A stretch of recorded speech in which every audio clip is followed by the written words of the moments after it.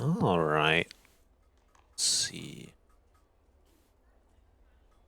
Remove the overlay and add some music. Let's play this one sometime. All right. Stream seems to be running. That's good. That. Perfect. I have a thunderstorm outside. You guys might even be able to hear that.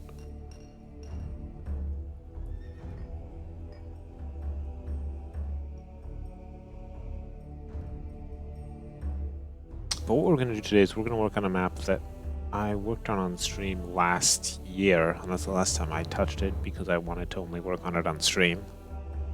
And then there was a long period where I didn't really have time. I do have a bit of time.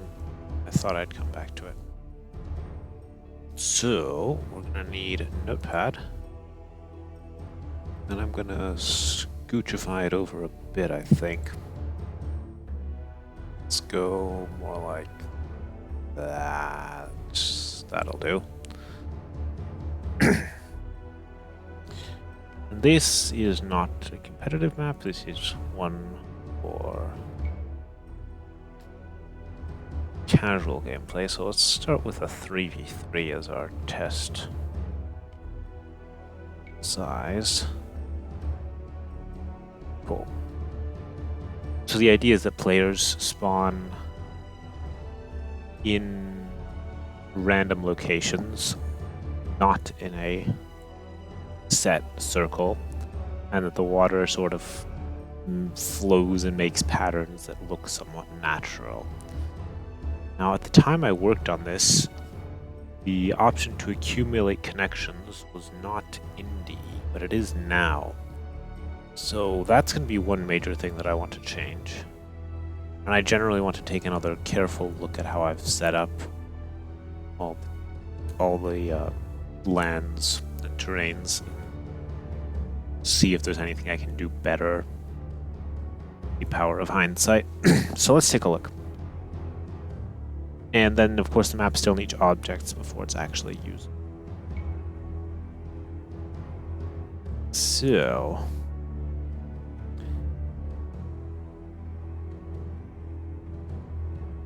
Alright, we're just gonna use temperate for now as a base. Behavior version... Oh, well, there is now behavior version 2, but it doesn't really do anything as far as I can tell, but we'll upgrade that to behavior version 2 anyway. You'll notice that nothing changes. Yeah. Alright. So I'm upgrading mangrove trees to certain other tree types if the map is desert or frozen. But currently we're going to look at the temperate, so that doesn't apply. We don't have to worry about that. So, I need to start and just take a look at what I did myself. I said, alright, yeah, okay, if there are a lot of players on a map that's too small, then I define too many players. Give every player 2 towns on Ludicrous. Is something that I think I haven't done yet, but I have a comment here that suggests that I should do it. Oh, I do have it here. Let's just test if I do Ludicrous, if that actually happens.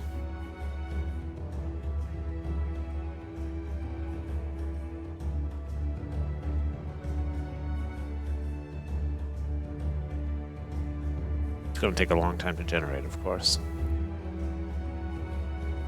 That is to be expected. Taking a very long time to generate. Let's hope it doesn't crash.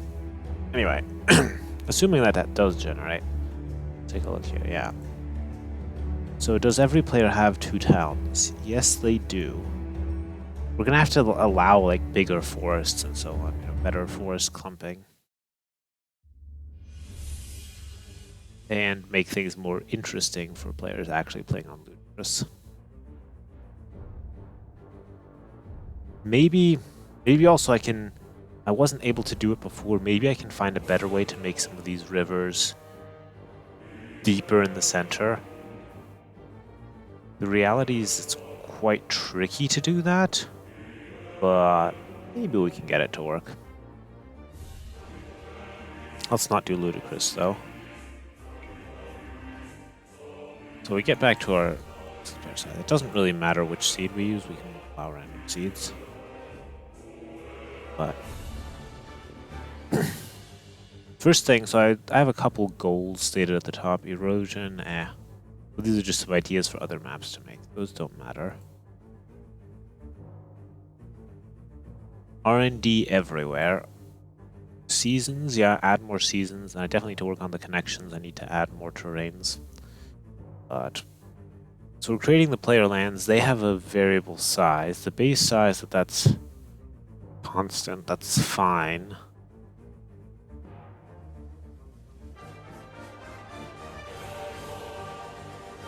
Well, this is taking that idea another step further, basically. Where I'm trying to make a river that feels even more random. If I randomized base elevation, would that cause problem? Let's just do that. And see, I think that could cause issues though, because I'm relying on the mountains to be tall. That would have some players start in mountains, possibly. Yeah. That does change the appearance. Because I'm I'm not assuming that players are actually on mountains. Now we can't quite do that. What if we allow it like 3? Like a small plateau, I think is okay.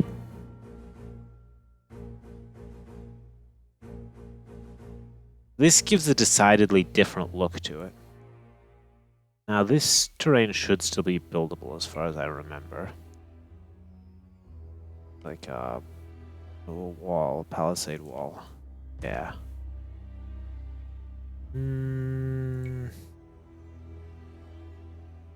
Well, this is certainly a way to add more randomness that wasn't in there before.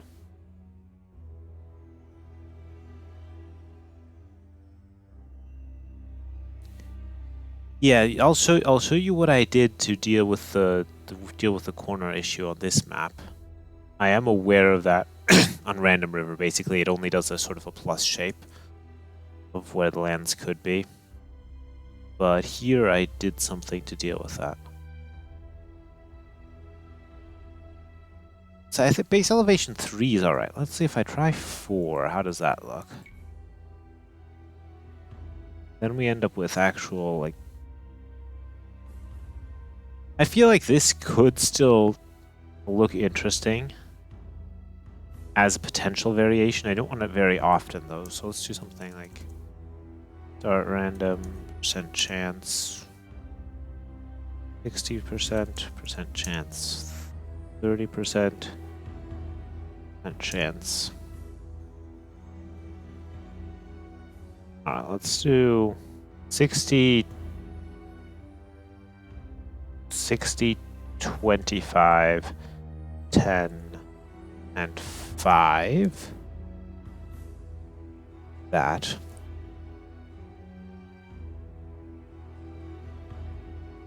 Four, 3, 2,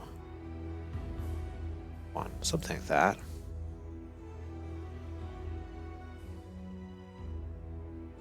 Yes, the trick with borders. We'll see it in a moment. But that's essentially what I did. I think I showed a picture at some point on the RMS Discord. Alright, setting zone randomly. Other zone avoidance distance. All of this stuff I'm not sure I want to touch all that much. Clumping factor I could. On the other hand, what is the clumping factor for lands? I need to take a quick look at land generation. CCC clumping factor.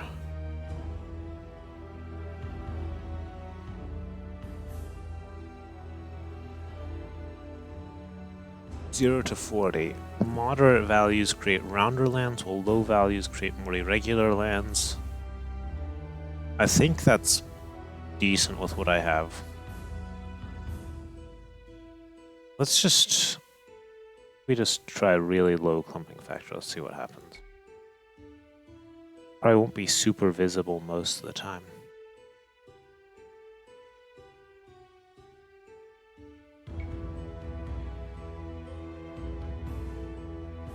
Well, you end up with more of these borders.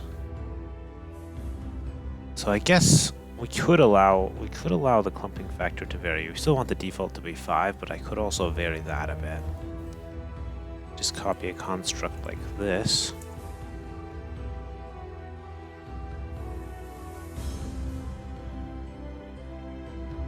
Like that.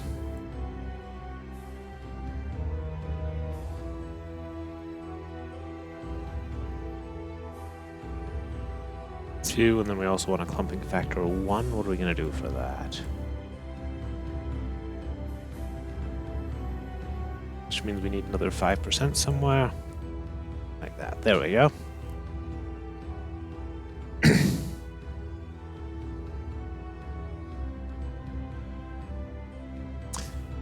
Borders are the hot new trend, yes. We will be talking about borders in a short moment. There we go, something like that. Because now we're getting to the neutral end. So actually, if I just put like a break here, we should see what the map looks like at that point, which is not very much. We sort of have some player lands lumping their way around. And oh, did I do an? Ah, yes. Here, this is what I did. I did it with the lakes here. Seems I didn't do anything special with the neutral lands, but I did it with the lakes, where I gave them a 25% chance to be on one of the halves.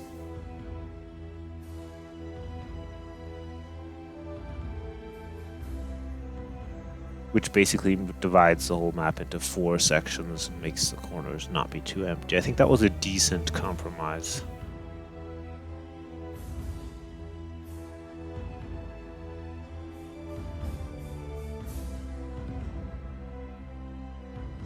What could you improve about Nile Delta, though? I mean, you can... I'm not sure that borders are really the hot new thing. But an old thing.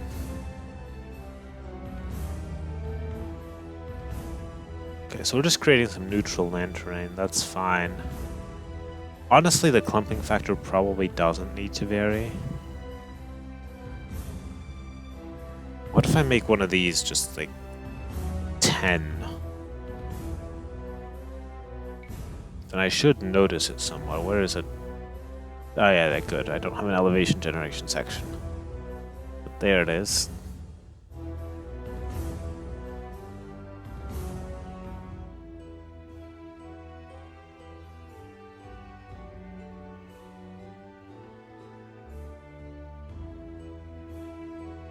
True, yeah.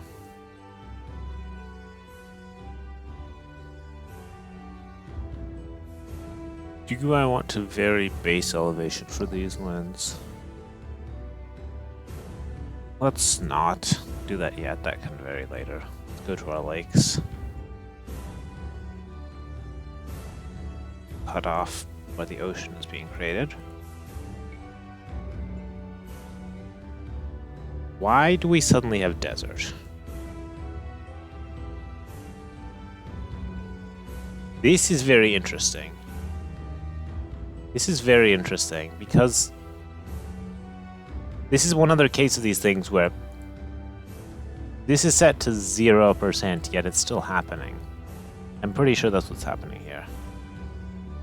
Like if I just... Map base terrain should be grass, but if I do this, it's not going to be grass. Yeah, what is this shit?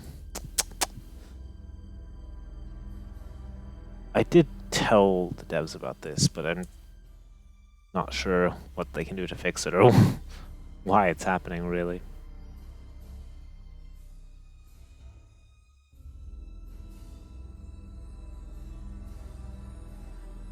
Of course, desert is it, but desert. What's happening here is that this is if I just do something like this.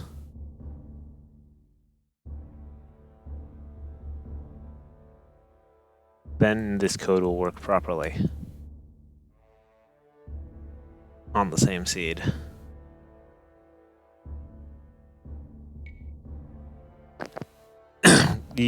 I've figured this out at some point that percent chance 0 still has a chance of being chosen, which is not good. You see, that's not a good thing. Period. Alright, where am I? Let's remove the ocean block here. We'll allow elevation.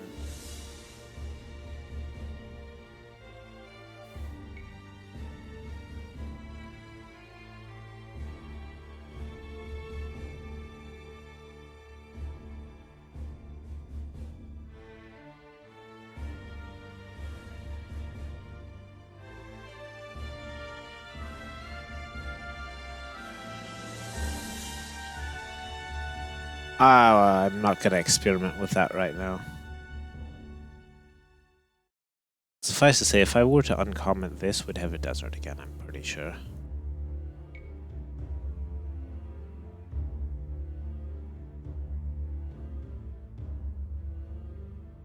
You can't actually, no, you can't nest percent chances. What I could do is I could do, define, something. I could do something like this.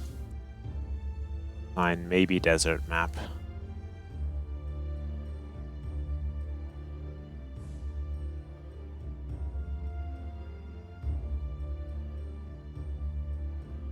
If maybe desert map.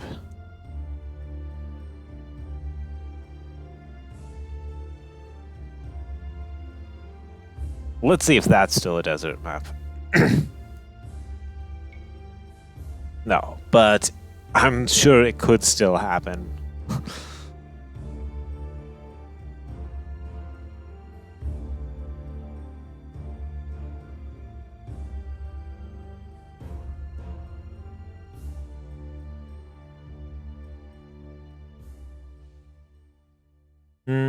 Yeah, but no. You only fix it for this specific seed. That's not how you fix something. Or it's not necessarily fixed, if the same fault happens twice in a row.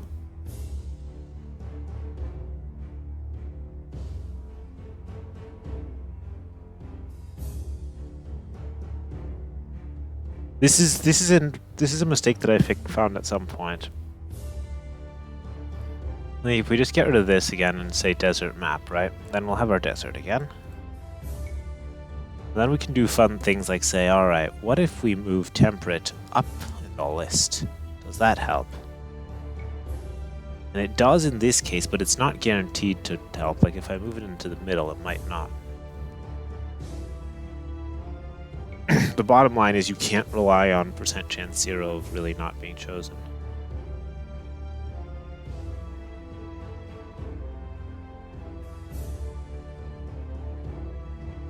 But in this case, why would it be 0.6 if I have a 100% chance later on?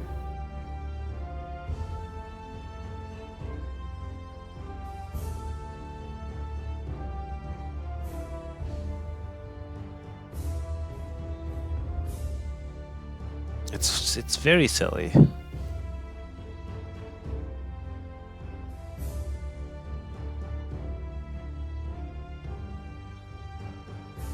Yeah, definitely something's going on behind the scenes. Should really be fixed. Maybe I'll send a link to this VOD to the devs again. Take a look. Alright. So anyway, we need to look at our lake positions. Let's make neutral land terrain. Let's make it ice so I can see it.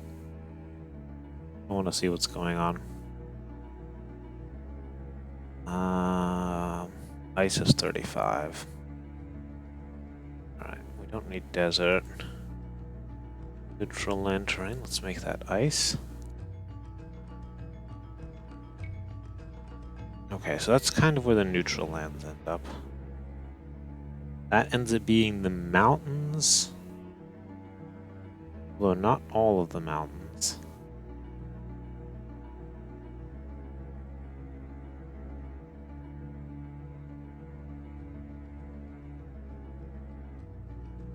It could be something that it's doing something silly with the random seed. And it is rounding it some way or something.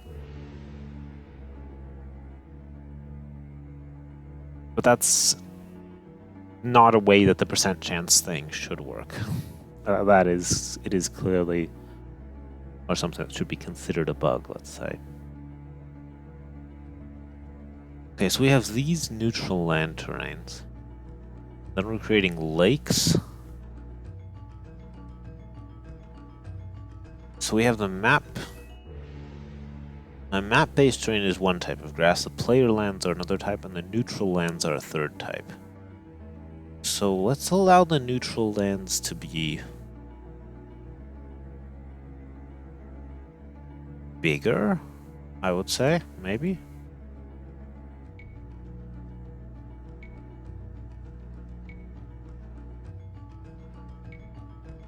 Maybe?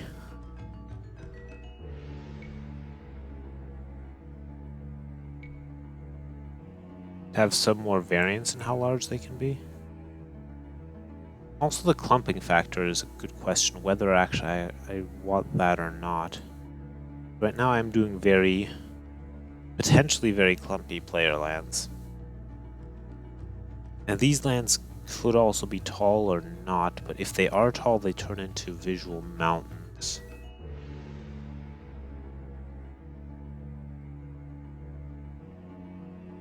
Let's add a bit more variance. Let's just go to both sides of this. Like that.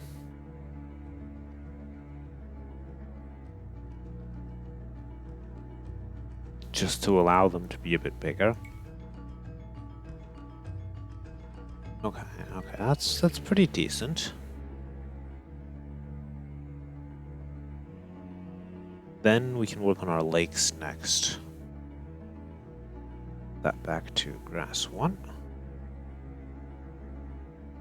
Isn't grass 1 0 though?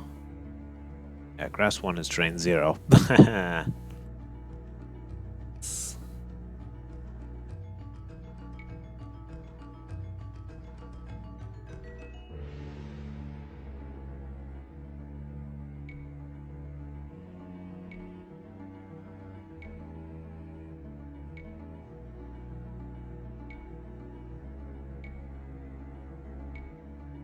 I think that's a decent distribution of water on the map.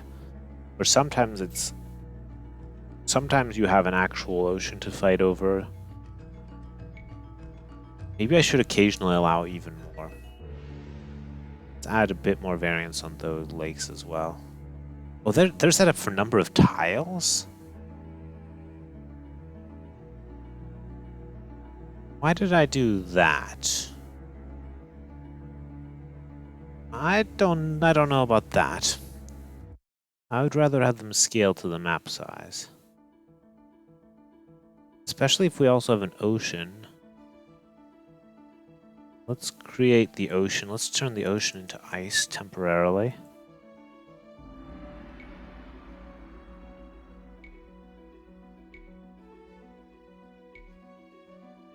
Alright, so the lakes are always pretty small. Alright, we need to scale these lakes to potentially be bigger. What is 300 times? Alright, where's my scaling table? So...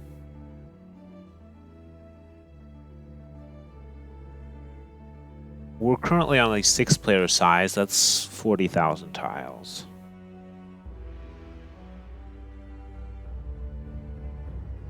So our 300 out of 40,000 is very small. A bit of that's less than 1%, isn't it? It's like 0.8% probably. 7.5%. Okay. So if I said 1% and then essentially 700, if that were 800, that would be 2%. So if we do land percent 1 to 2, that would essentially be equivalent to the number of tiles. Now this would mean that on smaller map sizes there's less water, especially given that I have a base size of 0.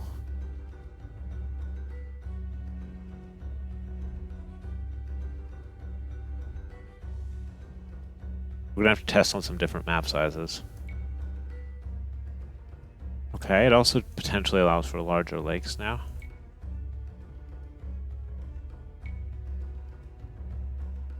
They can be combined. Okay. What if we take a look at 2 players with 2 players? That's fine. Given that they're percentage, they should scale better now. No, why did I have number of tiles? That's probably a leftover from copying the code from Random River. I think the clumping factor, keeping it 70 is also very, that's too high for a clumping factor. If I want really round lakes, I should go for maybe like 40 or something.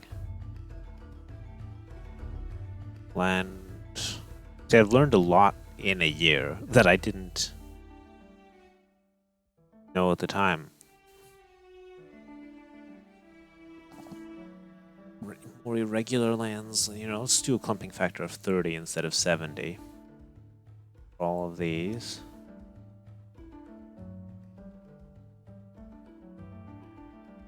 Something like that.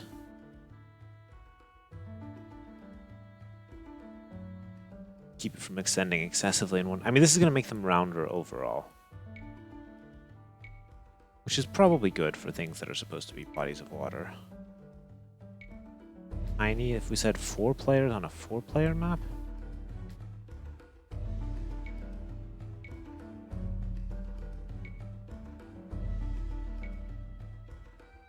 Sometimes the ocean doesn't find a spot to spawn.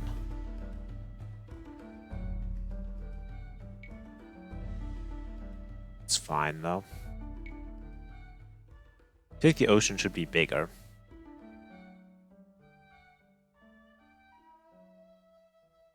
The ocean should be bigger.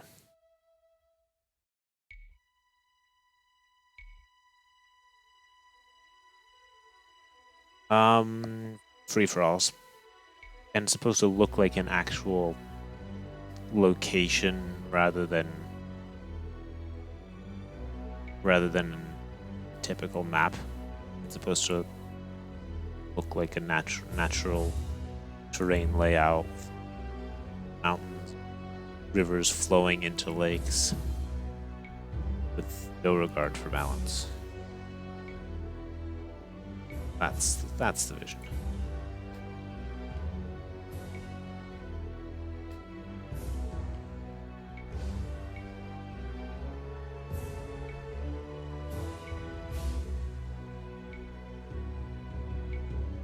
Alright, I like the slightly increased size for bodies of water. That I would say is a net positive improvement.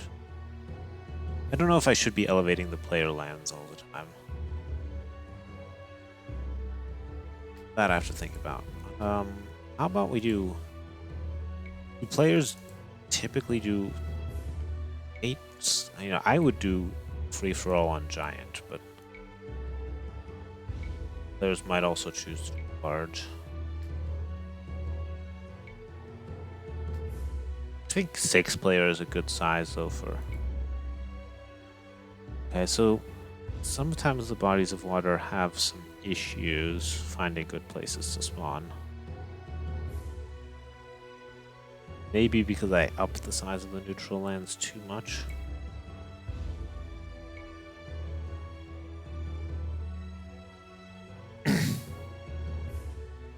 Or the min placement distance is getting to them.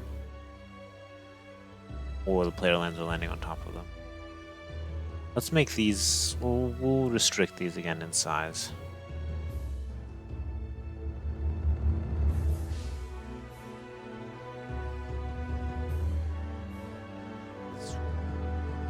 Water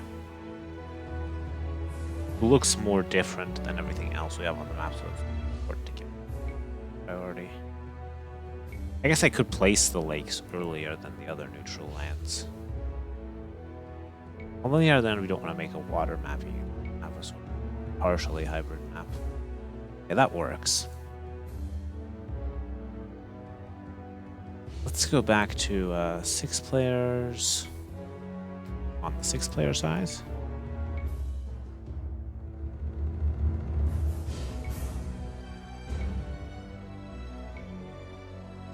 Let's take a look at what I'm doing for elevation now. I'm placing elevation on the map-based terrain and on the neutral land terrain. There's lots of R&D in there already, so that's probably fine. Color correction is fine. The future swamp, this is where things start getting really interesting. I have to remind myself what I did here. So future swamp takes areas that are still at elevation 0 and turns them into swampy terrain.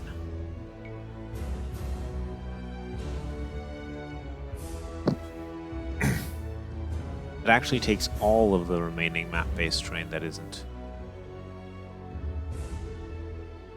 Although there should be some flat areas that aren't turning into future swamp. Not sure.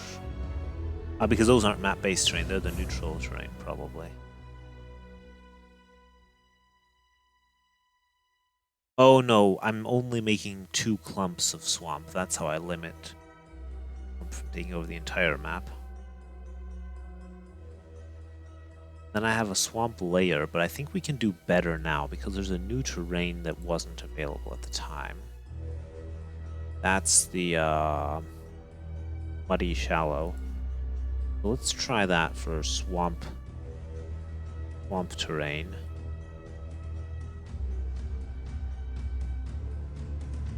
So it was swamp terrain, not swamp layer, right? Swamp terrain 54. Oh, that's mangrove shallows. No, I want swamp layer. Swamp layer 1. What I want to replace. It can be. So it was mud. Let's try muddy swamp. Muddy swamp. I think that could look better. Yeah, that looks much better in terms of swamp. Which means I might not need swamp layers 2 to 5 anymore all that much. That's already an improvement. So then we do some coloring of the hills. Let's just put a break in at every level to see exactly what I was doing.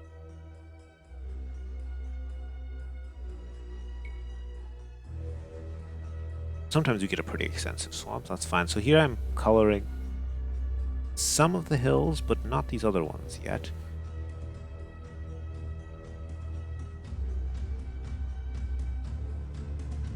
This is hill terrain, map-based terrain. Height limits 1 to 7. Oh, terrain mask here I'm doing without the mask. Here I'm doing the same thing on the neutral hills. And then I'm putting, yeah, I'm doing this on the neutral hills and the Player hills, yeah.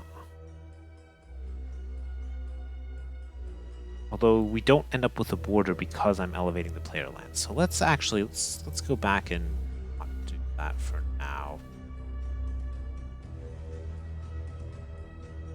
I liked. We're just gonna do temporarily plop in a base elevation here afterwards. The later one will override the earlier one.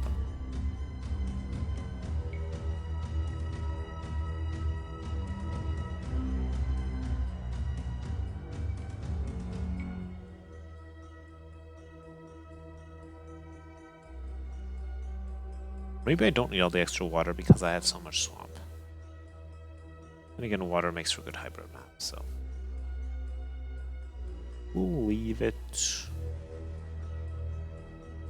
One thing that I still have is the players are still in this cross shape.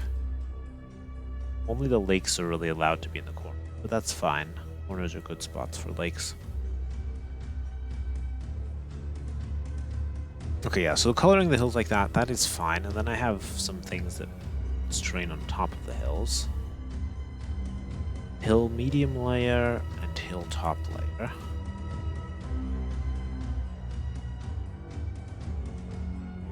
Then I think the forests are the next injection point where I want to change something. Yeah, so we can have some snow on top of the hills. That's fine on the temperate map.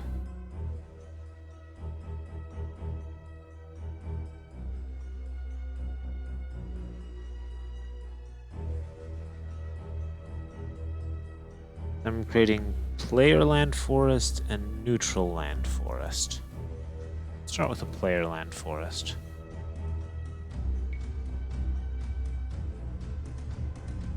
In this case, it's the bush forest. Now I want to add some variation here. We're gonna do R&D. Currently it's 4, so 2 to 6. Start with that. You have really small ones, or you can have pretty big forests. That's already better.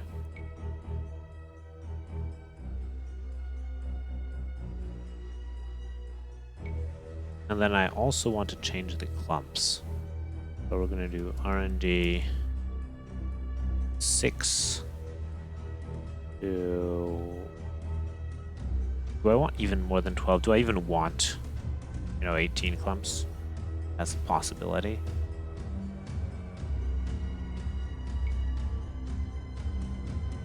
Here we can end up with mega forest. That's kind of what I wanted to allow, though. I want to have more variety in terms of the size of the forest. Sort of normal forests, we have minuscule forests, kind of large forests. Yeah, perfect.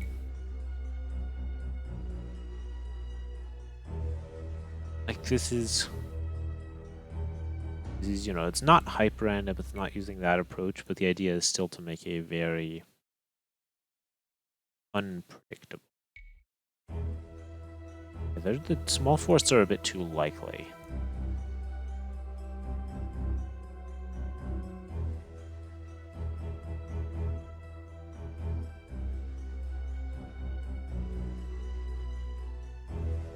Let's do 6 to 14 and also shift this around a bit.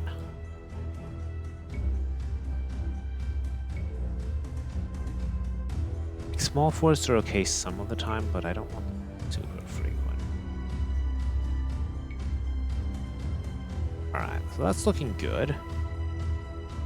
Then we have our neutral land forest. And actually what I'm going to do is take a proper look at this one. I'm going to comment out the player land forest so we just see the neutral land forest. So that sort of forest, it's a different kind of forest already. You can see it's the pine forest. And it's only where the neutral lands are. Since those are sort of wrapping around the edges of other things. But these forests could also do with some variation. So we're going to do same thing here, 3 to 7. Number of clumps, R&D. We'll allow less clumps. So 8, if we said, we could do, 6 to 12 maybe?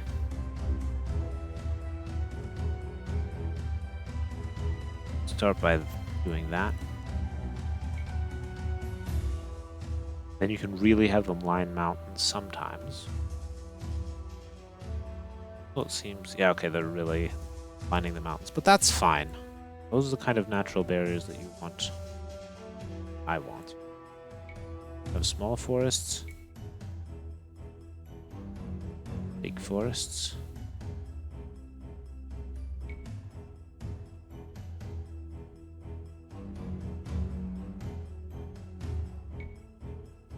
Random ponds. Yes, please. Connections are where this is really gonna escalate. I have to take another careful look at what I'm doing.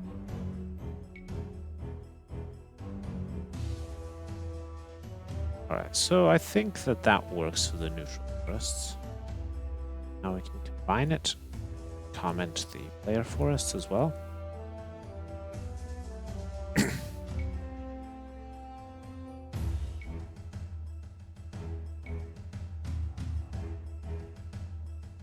Interesting geography going on.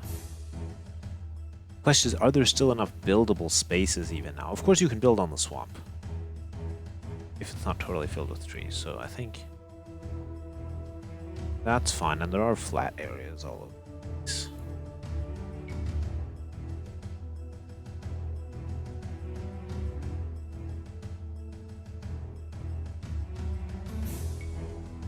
Good, good, good. I think we're making good progress here.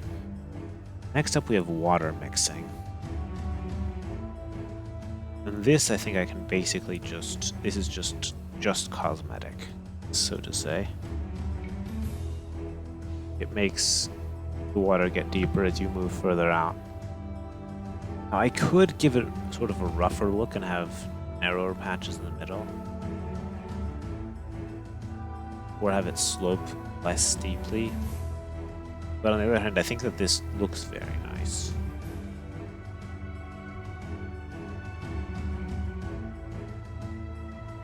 So I think the water mixing will just leave as is. Now it gets real interesting. Swamp forest. So we're going to be placing trees on the swamp.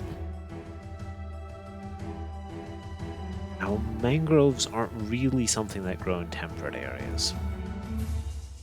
Mangrove, let me Google this. Forest.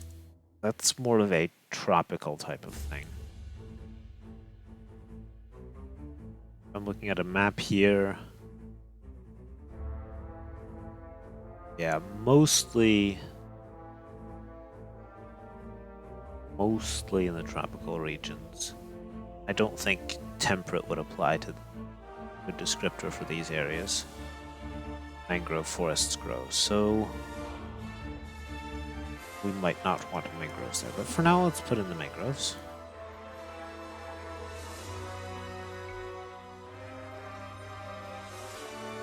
Alright, so currently it's using Italian pine trees because we upgraded to desert earlier.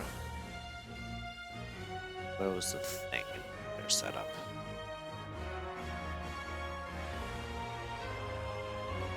Now say if temperate. What I don't like is that this carries over between generations. I've suggested that as a change. Probably just some programming reasons involved. Let's upgrade these into... I mean, reed trees would certainly be something that one would see in temperate areas. However,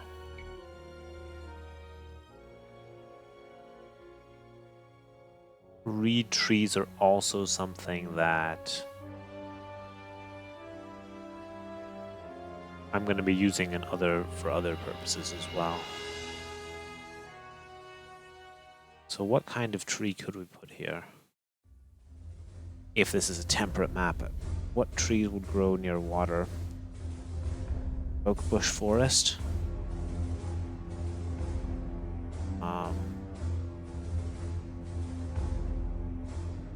Nah, I need to be. It's an individual tree type too. I just upgrade it to itself. Is that going to fix the fact that it's currently a reed tree? Probably not. I think we're going to have mangroves after all for now.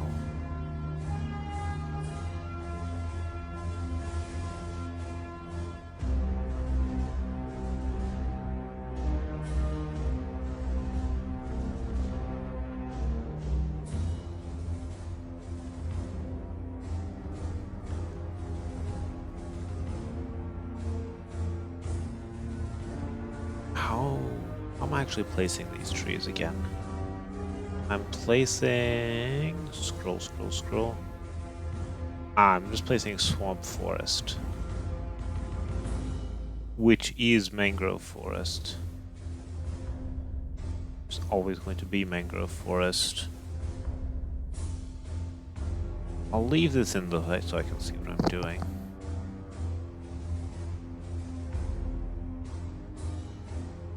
What kind of trees grow in a temperate swamp?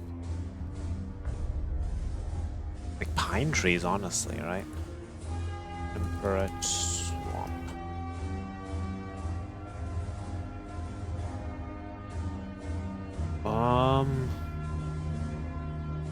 I guess the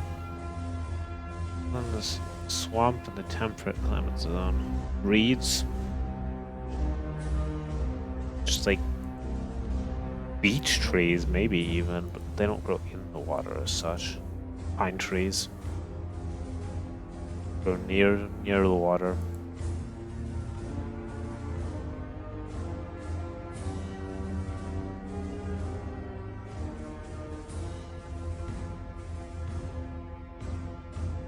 Honestly, just I mean, I don't have the beech trees yet. I don't see beeches grow close to water though. They don't grow in water.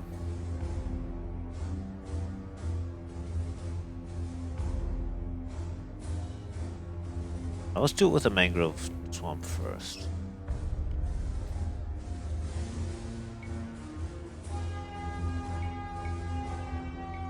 Get our 6 players again.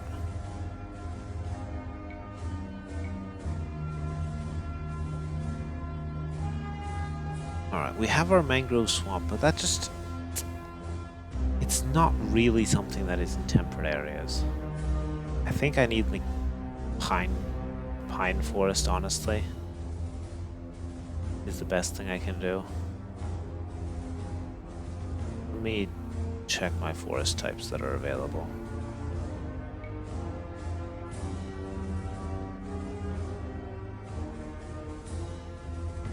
Acacia is too proper. I have the autumn trees. It's not really autumn though. Bamboo, birch trees. Birch trees on water? I don't know about that either, honestly. I could put a bush forest on the water. That's probably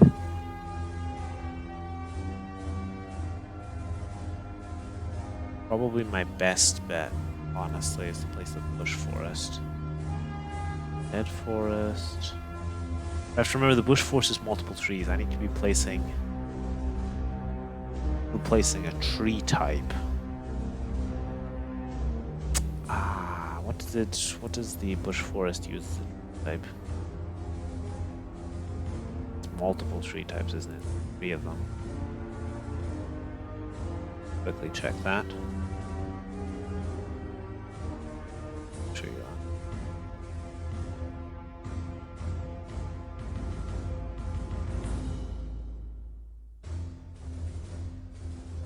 Bush forest should be somewhere down here. Birch forest, palm grass, forest, bush. It's bush A, bush B, and oak, but I don't want to have just like bush A's everywhere. That's a poor choice.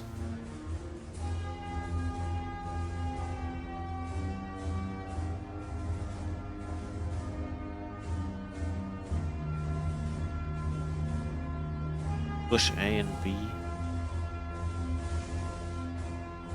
Like a bush forest, I think, makes the most sense out of these things that are available to me.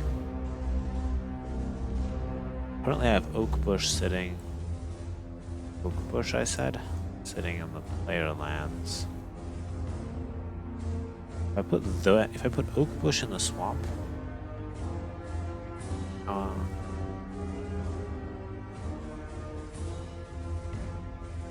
maybe I should do that. Or I actually do use reeds. There's a few, dead trees spotted in them. But I have other visions for reeds. All right, let's check what bush A. Maybe we'll do bush A or bush B. Bush B. Let's see what that looks like. So bush B is called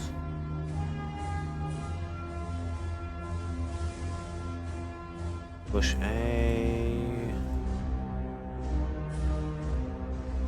What the heck is bush B called? Bush A is the jungle bush. Bush B is DLC African bush. Okay. We can work with that, maybe. See what that looks like.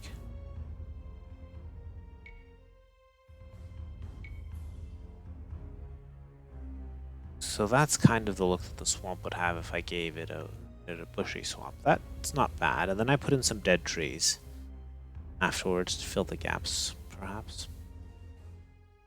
Work with that for now.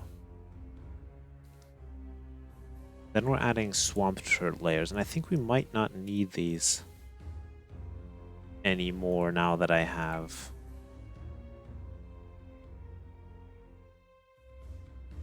this is adding it under the swamp forest.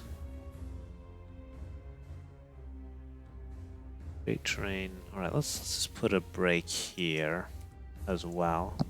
A swamp forest. Then we're creating swamp layer 3 under swamp forest.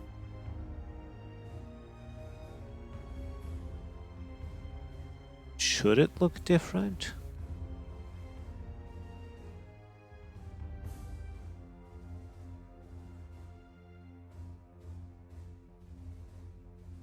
What if I made the swamp layer 3 be 111 as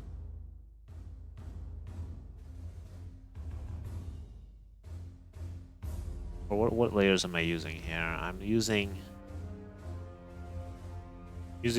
swamp layer 3,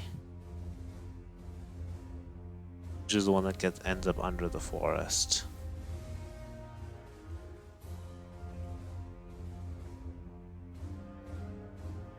So if we just copy our muddy swamp code and put that under swamp layer 3.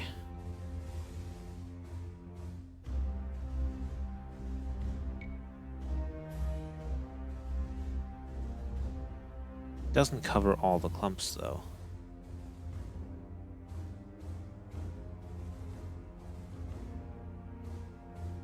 Which is a bit of a nuisance. So how do we fix that? We're creating terrain. We do it a couple more times is the answer. Yeah. That should fix the nuisance. Yeah. I think that looks like a believable temperate swamp. Not really yet, it still needs more trees and stuff, but it's a good start.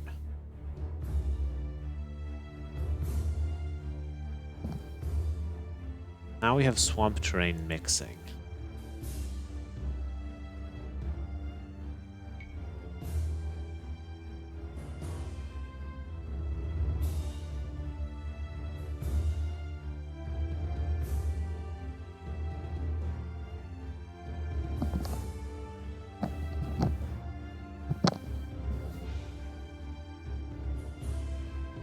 So we have layer 1, 2,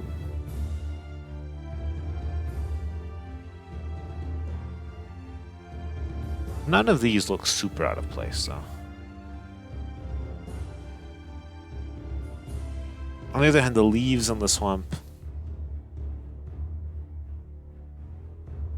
Let's take a look at what we have remaining here. We have groundwater, reed shallows. That's basically... That's not placing any shallows. So that's just shallows. Let's replace the underbrush with mud. So what was terrain? What was the mud terrain again? Mud was 70, I believe. Oh, 70 is gravel default. Dirt mud is 76. So let's try 76 here. That where the underbrush was.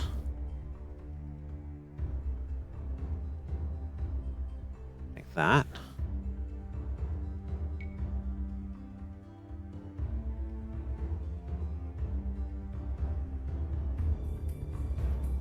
Yeah, something like that looks like a believable temperate swamp, doesn't it?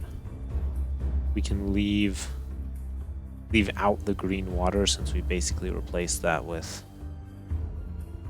our swampy water. The swamp can be small too, that's fine.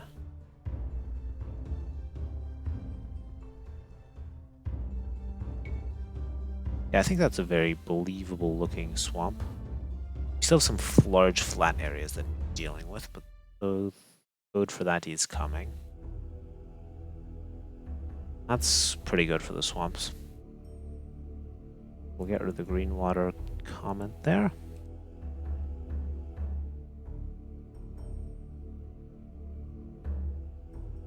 Where am I right now? Swamp layer. Okay, then we have cosmetic terrain mixing. Map base layer on map base terrain. What does that do? I think it takes these remaining flat areas and gives them a different look.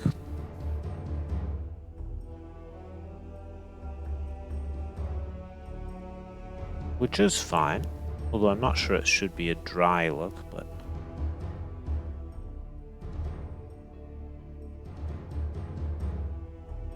we'll take it for now.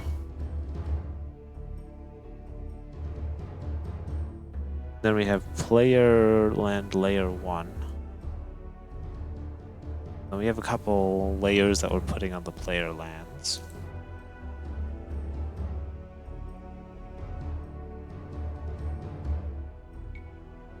So we have a player land here that has some leaves and other layers mixed in it. Those I think I could leave as is. I'd like the increased forest density. That's definitely an improvement for the target audience that I have.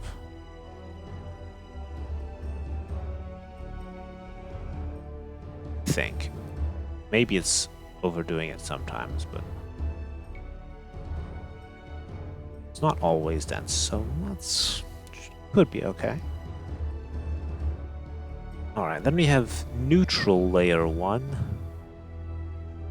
and neutral layer 2 that are put on the neutral land, such as there is neutral land, which isn't that much. That's sort of these in-between areas here that have the pine trees on them. We'll get a bit more mixing too, that's fine. Map base terrain forests. This one I need to take a look at now.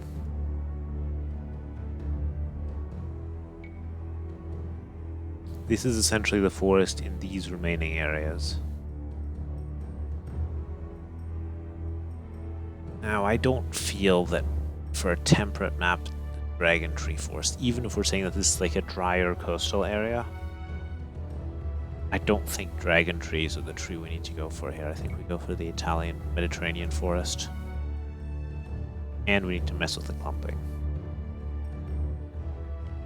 So, map base forest.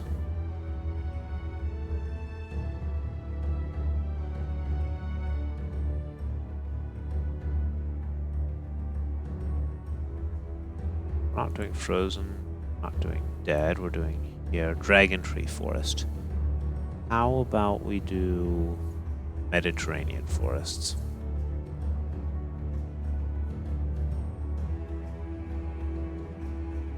Yeah, let's do that. That's like 110 maybe?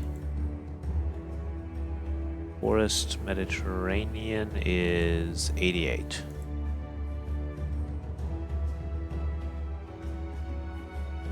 Like that's...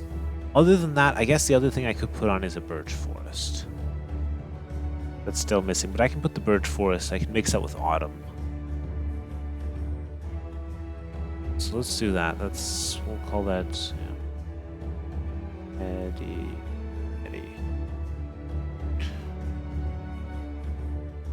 That is not spelled correctly.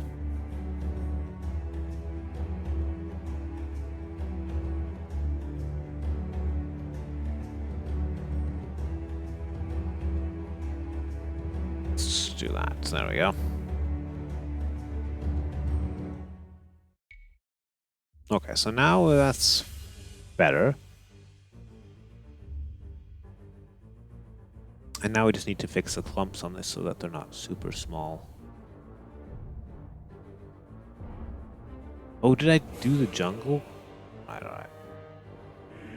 We're being distracted. We need to do another cut here. I forgot to do something that I wanted to do.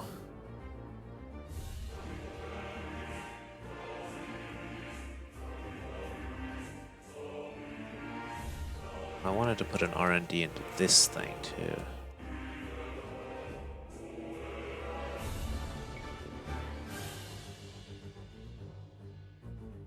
And then the size as well.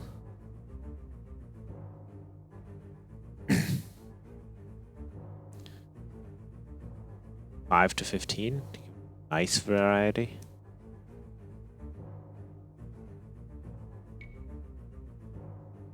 And then that can vary more. That's good. Caught that. So now I'm at the back on the Mediterranean forest. I'm gonna do the same thing here. Give it an R&D of 1 to 3, and we don't want 25 all the time. R&D of like 10 to 25, maybe.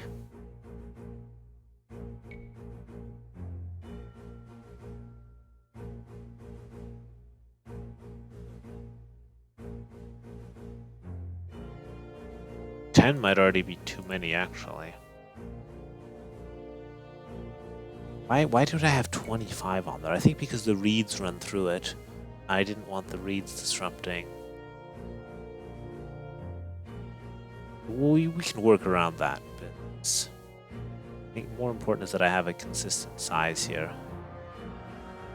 25 is just way too many.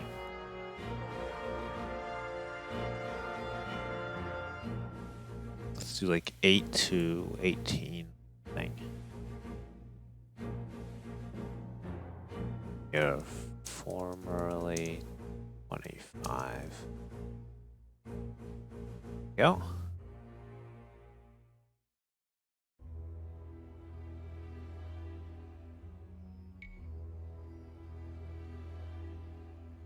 It can still be pretty small. What am I doing for the other forests? I need all back to what I did for the other forests. Like 6 to 12, honestly, or something like that. The more appropriate number of clumps. Given that they're also being scaled.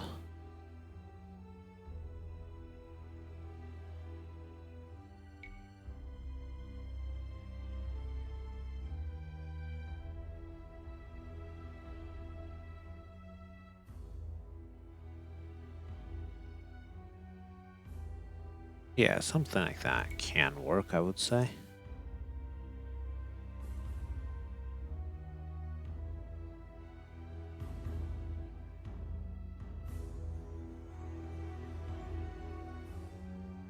It's still can be a lot of clumps, but now I think it's... Why is it so many?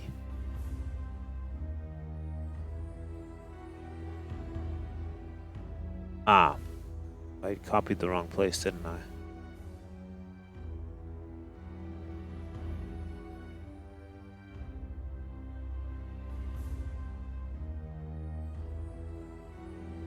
Six, 12.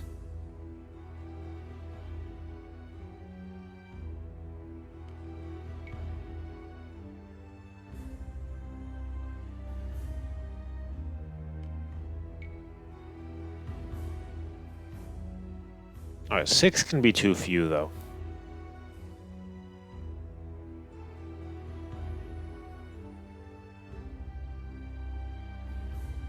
RNG 8 to 18. That'll have to do.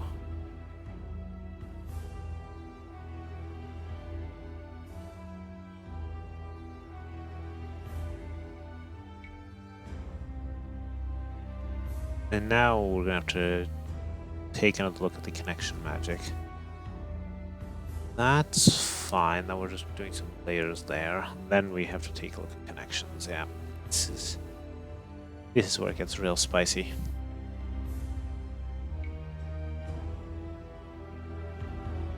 Okay, so now we have various sizes of forests, which is good.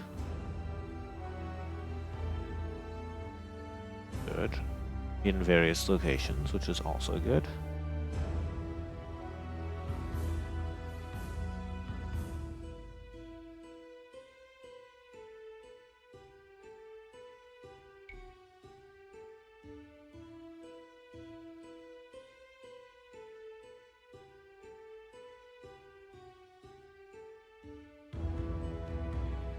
Yeah, that'll do. So connection generation. So first of all, I'm connecting all lands to replace beach with wet beach.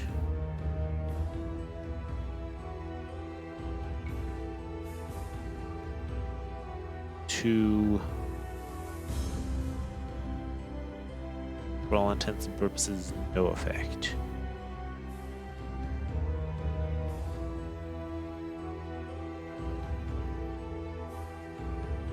I don't even see the wet beach anywhere. Icy shore. Let's try that. See if we can actually see that.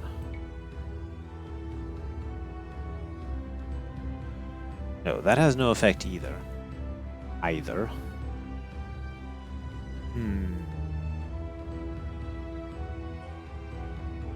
Why not?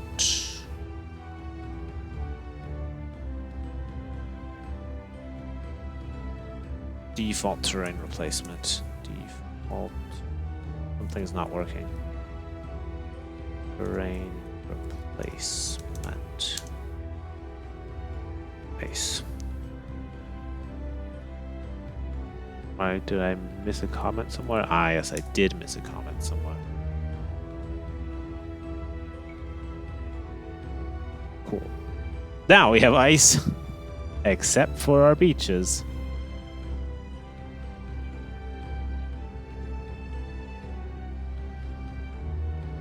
So we no longer need that. The wet beach can stay.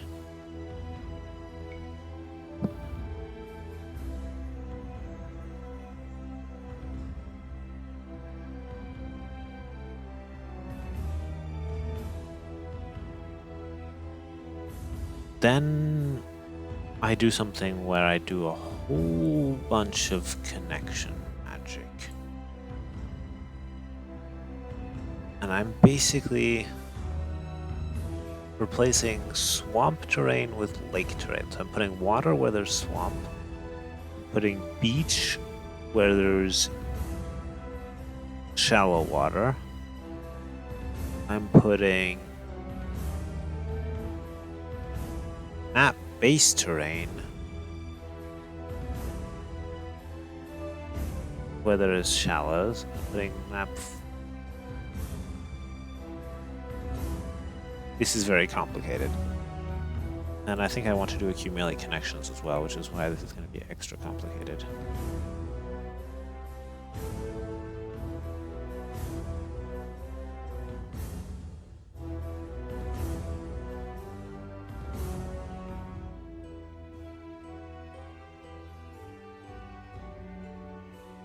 So how can I do this more intelligently? If I go here and say accumulate connections, we see it on the same map. Things get mega wide.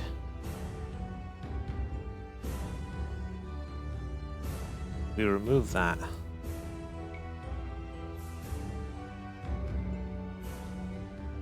Then we have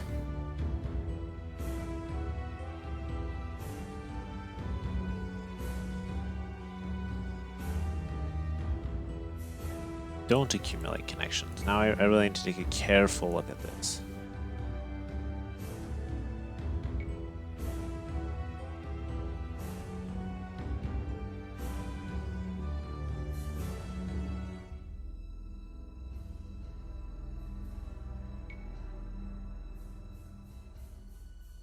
So accumulating connections, so if we...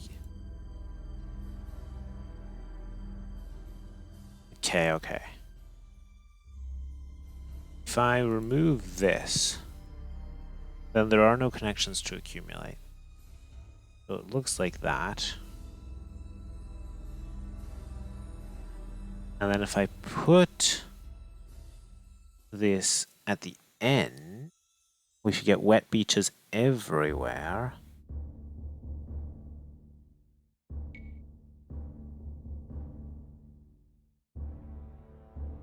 Well, sort of-ish. Not really. Kind of. Maybe.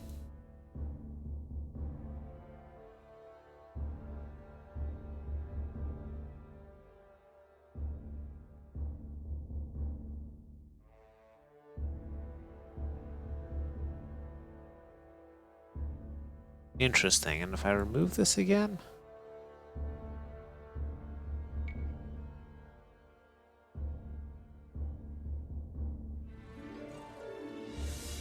I don't think this has gotten wider by adding that. So let's put that in again. For some reason it's not replacing all of the beaches, but that's okay for now.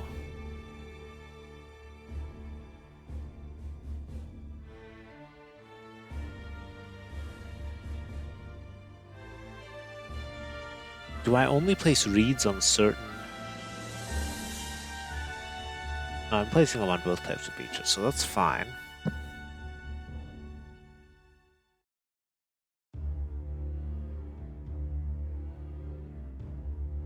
I think we need to take a very careful look at what's going on here. And do each of these connections one at a time.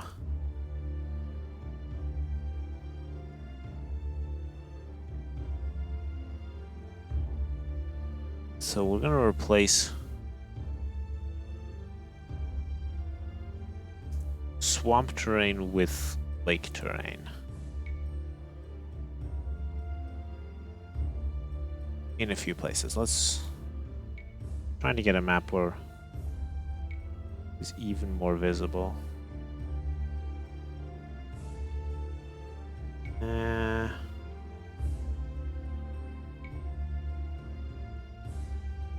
a map that actually has swamp in it.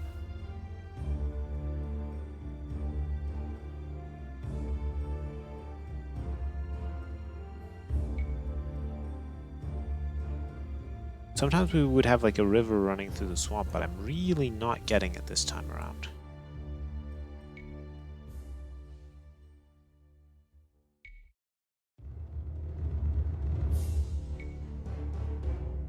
All right, yeah, that's the swamp river that I'm expecting.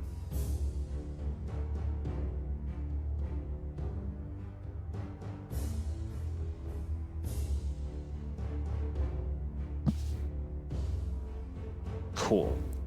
So that's basically the first thing. It avoids player lands, Player land forests. Oh, this one doesn't have any cost. Neutral land forests.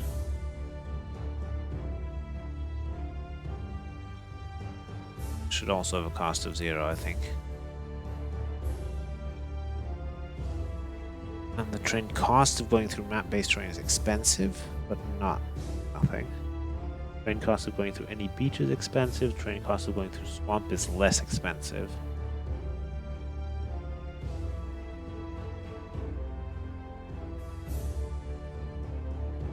So I'm doing that. Now if I did another one of these, just to demonstrate what accumulating could do, and I said, let's replace lake terrain with ice.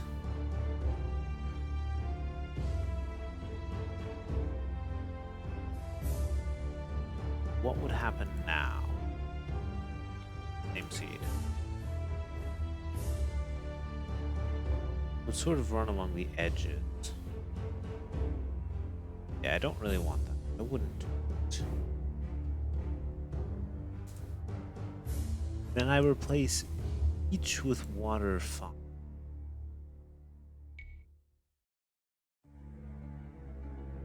Where am I replacing that? Let's put that in there.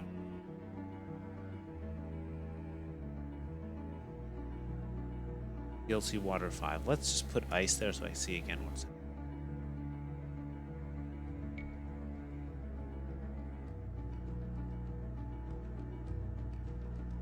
Okay, so when the connection beach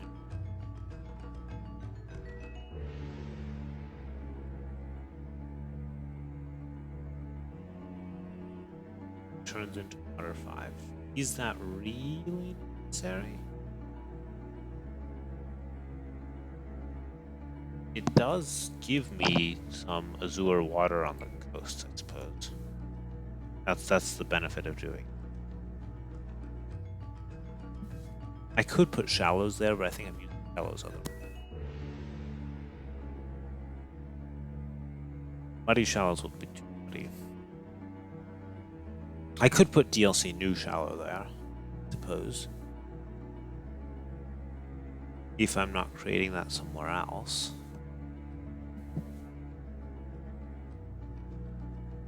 DLC shallow. I did that.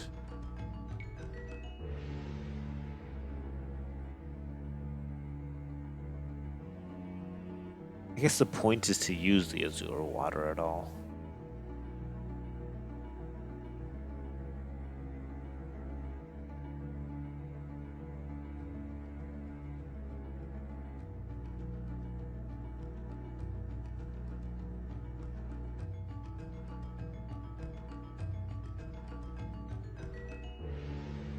I might still have a different use for the shallows, so let's leave those and put in the DLC water 5 again. So that's fine, I'll allow that. And this is just in case it's an icy map, that's fine. Then we're going to replace map-based terrain with shallows type. Now this is where it gets real interesting. Map-based terrain with shallows type.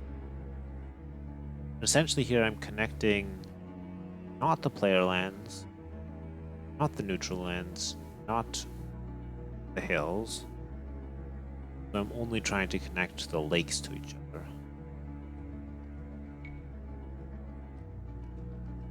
So now we can see that we've added some additional connections to lakes. Now, can we do this differently? We are doing this on elevated terrain.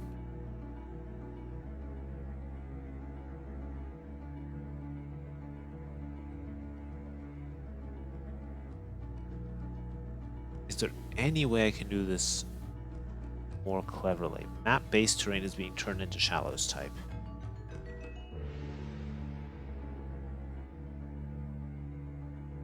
How can I mark the map-based terrain that isn't at elevation 0 for less suitable for turning into.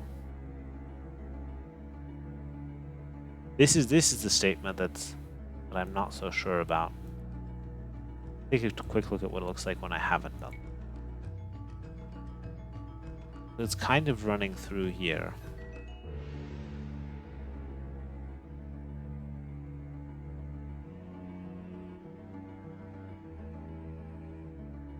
Map-based terrain. This is a map-based layer. What if I...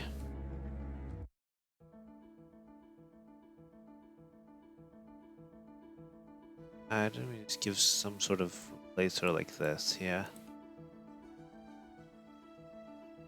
Map-based terrain. Place that with snow. But only when it's above 0. If I did something like that, where would I get snow?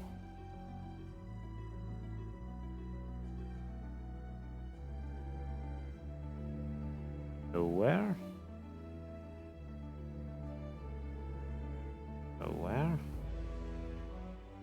Alright, if I did it differently and I said, alright, only where it's at 0, 0. Then we should have lots of snow. No? Ah, I'm doing this the wrong way. Snow. Base terrain.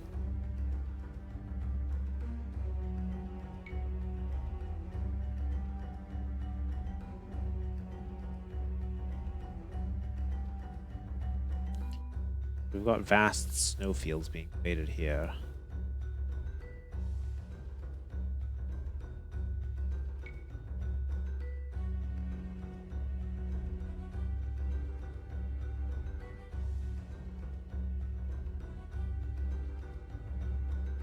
Okay, so these are the areas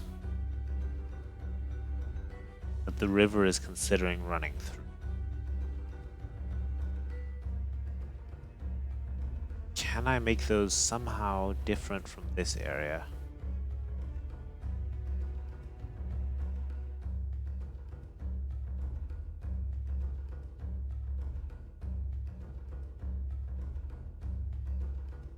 Do I have another grass terrain that I could use?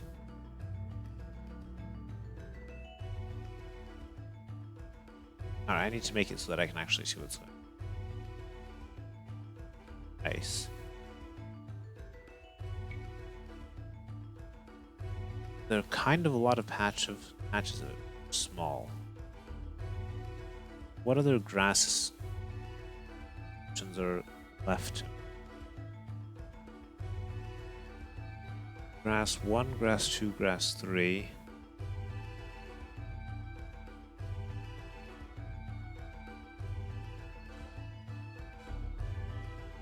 Base layer 1, map base layer 2. Those are all layers.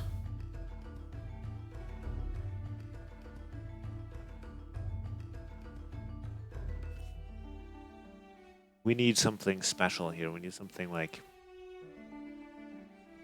elevated map-based terrain. Elevated map terrain. And then we need another grass type. What's grass 4?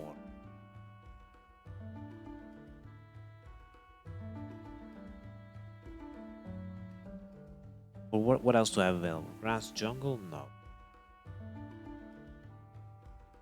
I actually want something that looks as similar as possible to whatever I'm using as a default. Map based terrain, which is grass 3. Grass 3 looks very green grass. Let's try terrain 68. Legacy grass, basically. Legacy grass.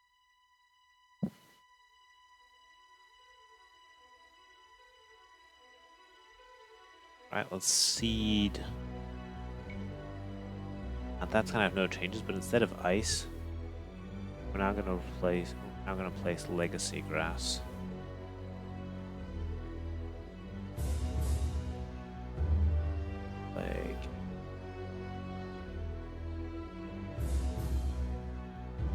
No, we're gonna replace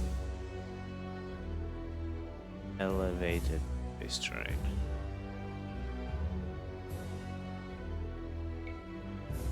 Alright, so the river can't get through that. How does this look?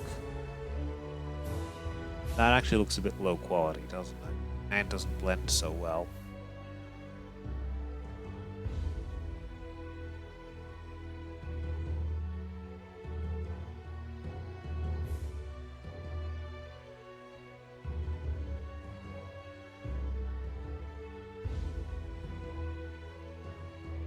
What alternatives do we have? What do I need to? What is the DLC? The dry grass. Let's take 100. By that. I had to think about this.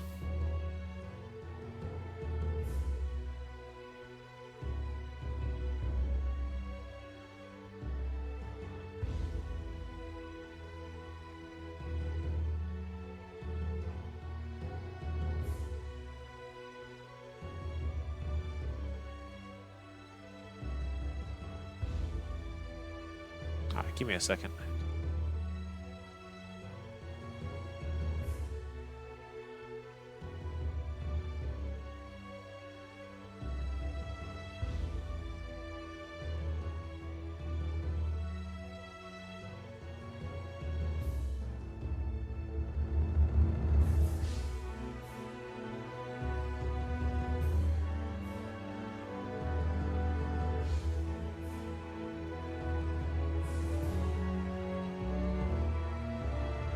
Alright, I'm back. I believe I was looking for a grass type DLC dry grass, which is good. So let's also put in something so that I remembered that I need to do this for the other biomes. So if we set that to 100, we have that grass up there. Honestly, it would almost be more fitting if I put that down low. If I swapped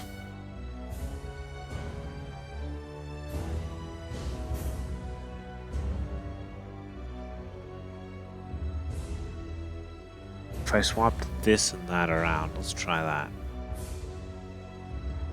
So we're gonna put legacy grass. That's not legacy grass, it's dry grass. Dry grass. Dry grass. We put that one on map-based terrain. And then we take our grass 3, put that one here. It should work fine because I'm mostly using these constants later on, so I can just flop that around.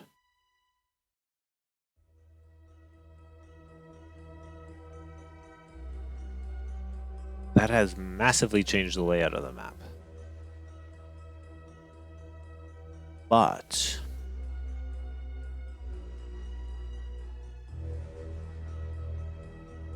that should be fine though, right?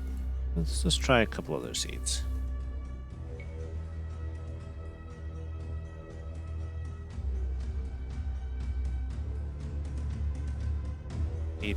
Where's the dry area? It looks much drier down there now, but I think that's alright.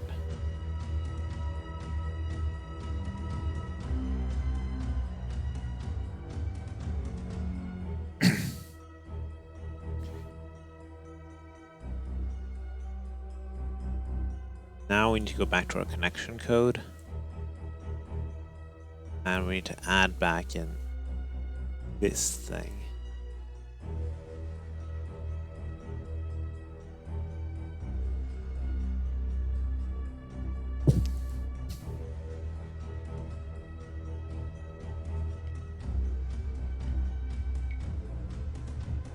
Alright, so we've got a fancy river running around here.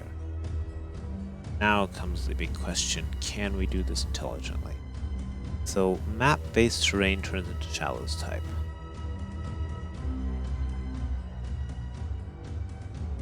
If we said elevated map-based terrain turns into shallows type, what would that look like?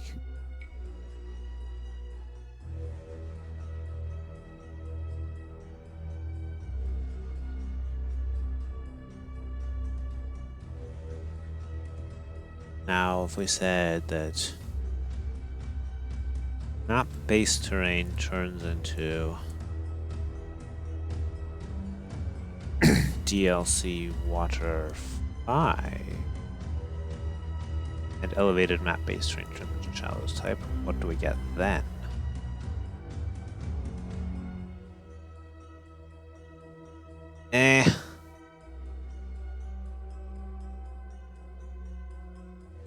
Still not quite what I'm looking for here.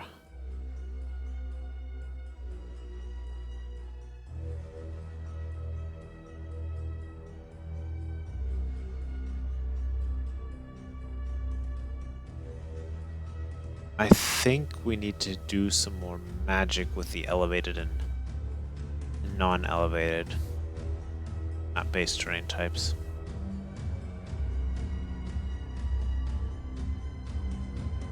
So map-based terrain, dry grass. Elevated map-based terrain, grass. So if we swap these things around and we say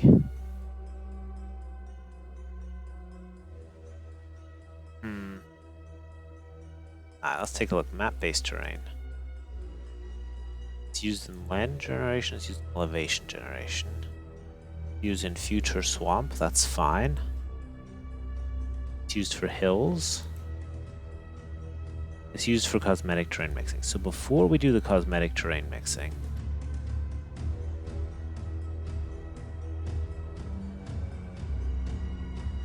we should do this. Except we want to do it differently. We're going to do elevated map-based terrain. We're going to swap these around again. I have some ideas here.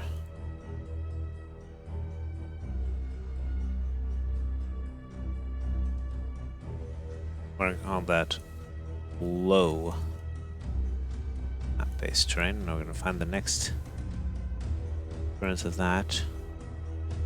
Low map-based terrain is going to create it on top of map-based terrain with height limits of 0, 0.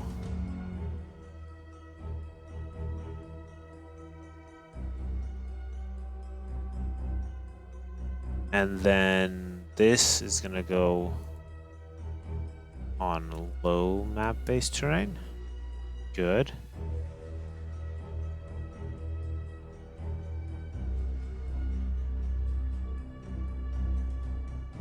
And then this is going to go on low map-based terrain. Low map-based terrain.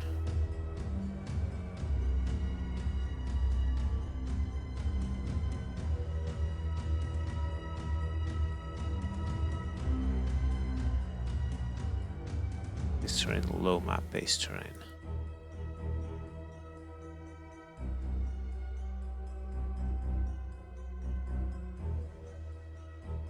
Let's put in a break here.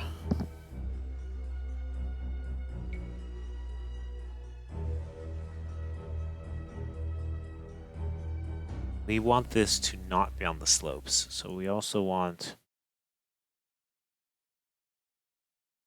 set flat terrain only, or spacing to other terrain types.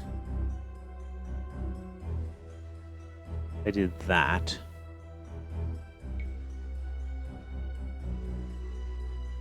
That has little effect. Then we say set flat terrain only.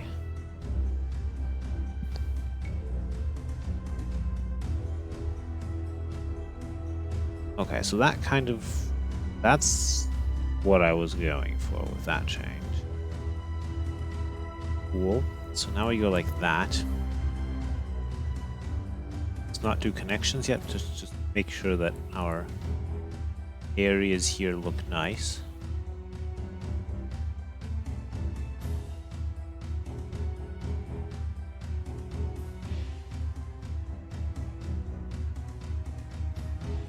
And then whatever we're putting on top of it, let's say that it doesn't need to have more spacing.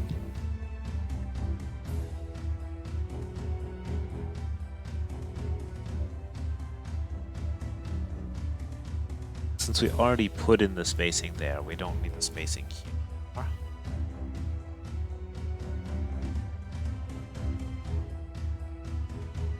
And we also don't need it there anymore.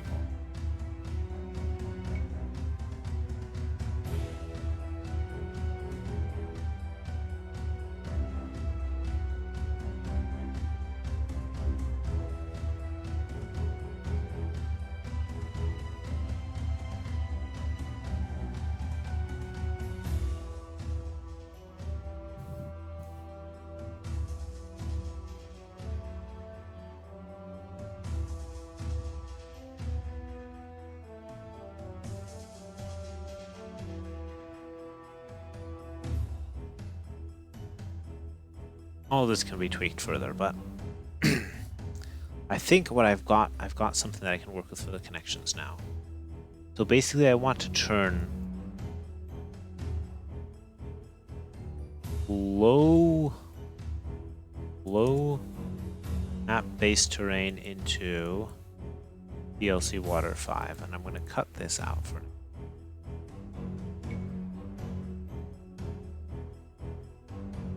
So we get actual bits of water and they're staying where the elevation is 0. Perfect.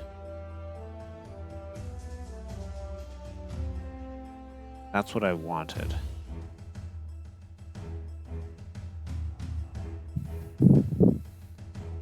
Now we want to replace map-based terrain with shallows type. But we do want to be able to cross. Well, okay, let's just do that.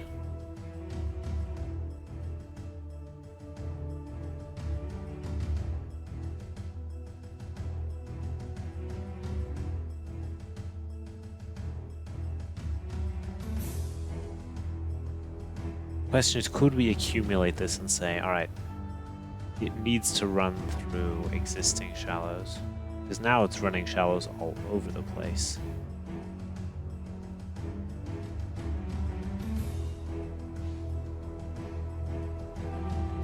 If we put this into the next connection command here, and we said it doesn't need to replace any of this stuff, it's already done that.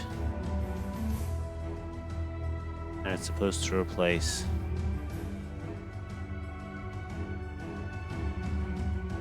map-based terrain with shallows type.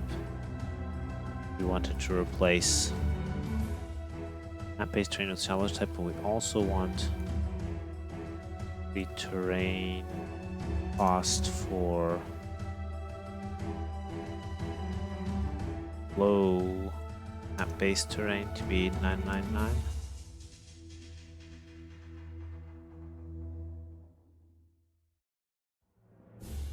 So it doesn't prefer to go through those.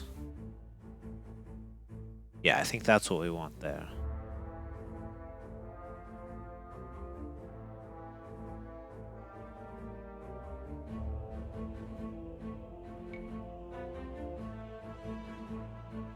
has that slimmed up our growth of random lakes? Not as much as I would have hoped.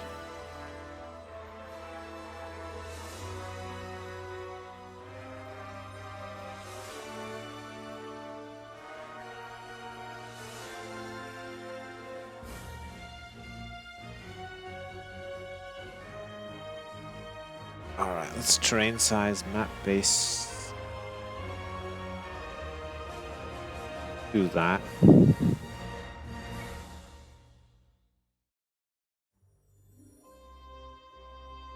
Actually, the question is, can I just... We copy... Let's take another look at this again. If I do this, we just have our little ponds. Then if I add that, does that influence anything?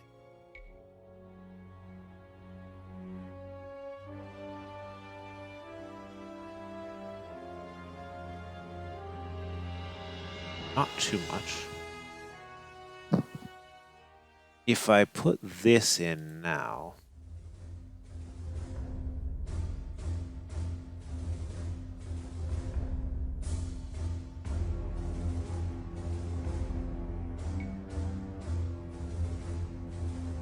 we still get our massive river, which I'd like to shrink more.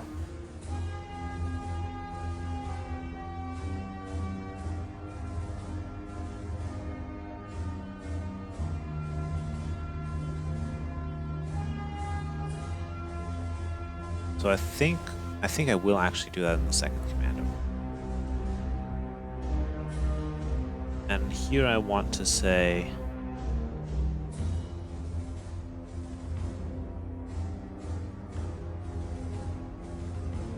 what else do I need to raise the cost of? I really don't want it to go through this anymore unless it really has to. It shouldn't have to. What if I just set this to 0?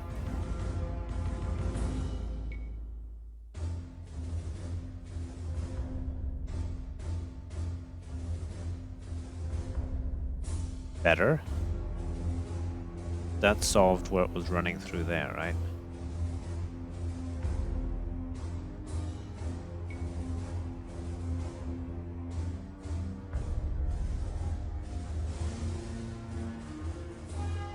It's still kind of wide here, though.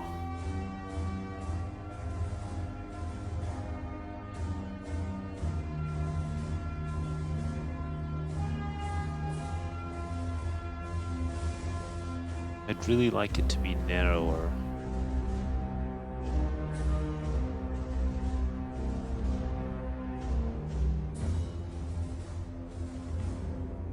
And to link up with these lakes a bit more.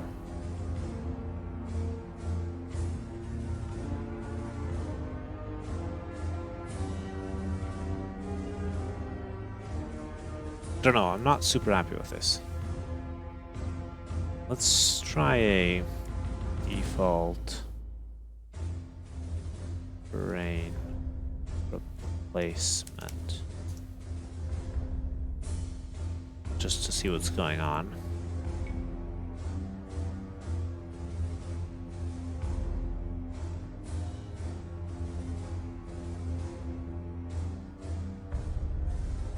It's making some fat connections here.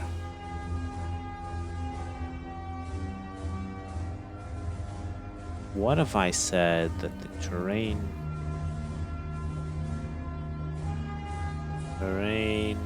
size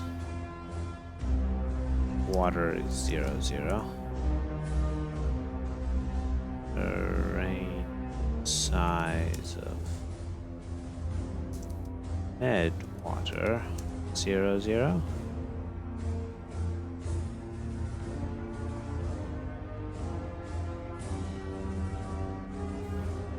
And then for all of the azure waters as well.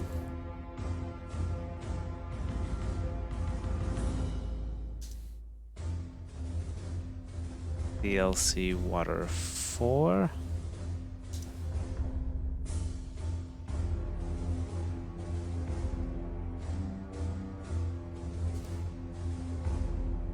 We did something like that. That has massively shrunk our ice outlay.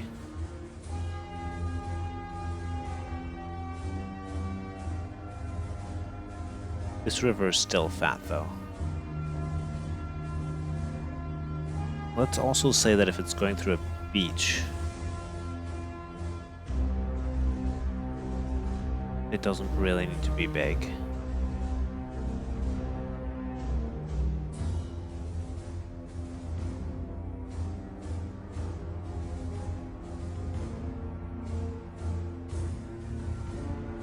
Or even if it's going through a swamp, it doesn't need to be big at all either. The only terrains that I currently want to replace in this statement actually are map-based terrain. I don't even, yeah, let's do that. That had 0 effect.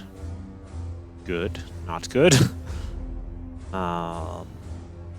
We say, all right, low map-based terrain probably doesn't need to be replaced at this point.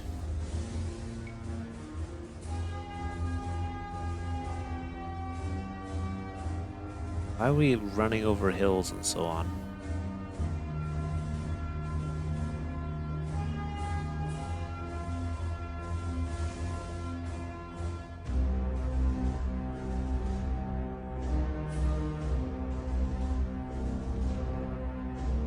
What if we say that it does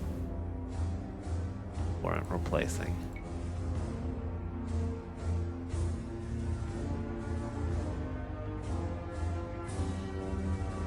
I just wonder what the heck is all of this? All right, maybe we need some. We need more statements here. Terrain size. DLC.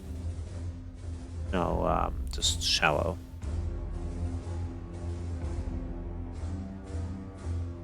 I did something like that as well.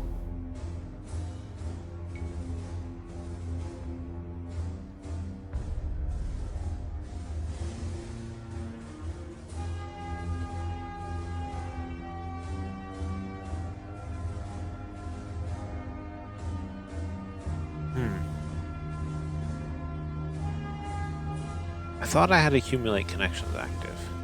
Do I need to actually do something special for accumulate connections to work? Am I being dumb here?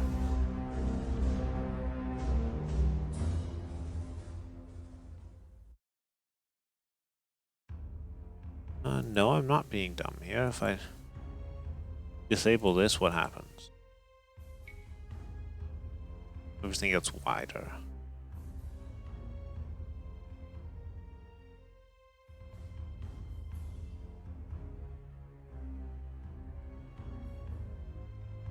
Because some things can't be replaced at this point.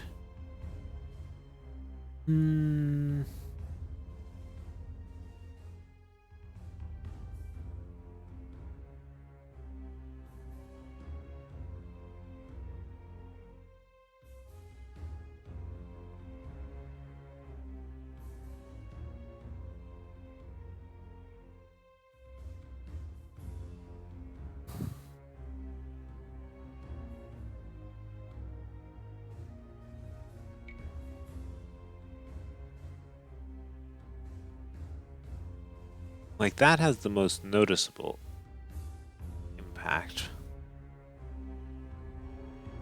But I feel like I don't really want to do that either, because that's breaking the continuity of our rivers.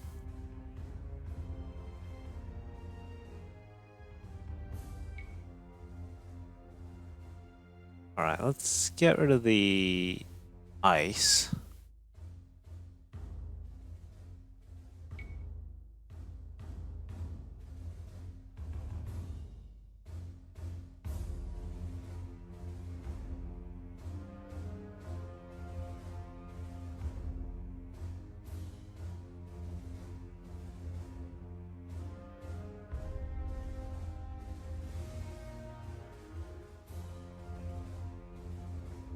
I guess this kind of works. Not fully what I had in mind, but it's decent. And we're still missing some other things that need to be replaced. Namely, map-based terrain shallows type. Map-based forest turns into reed shallows. I think that one can go here.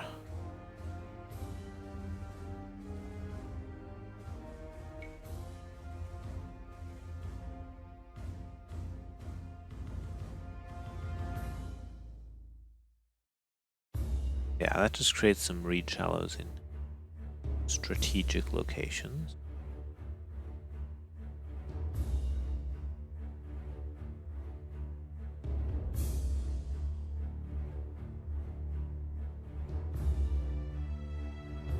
Okay. Then what else am I missing?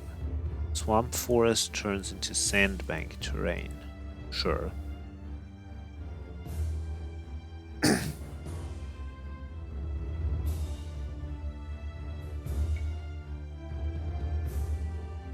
We get some sandbanks in the swamp, that's fine. Question is still, can I do this all in one command without having to accumulate stuff?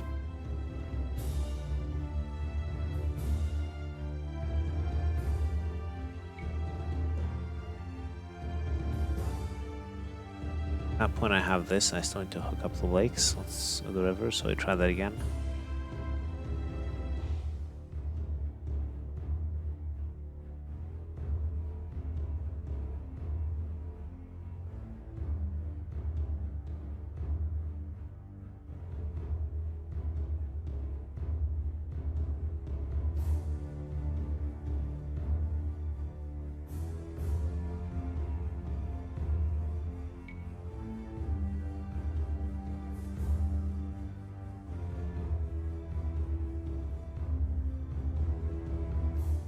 I guess that kind of works.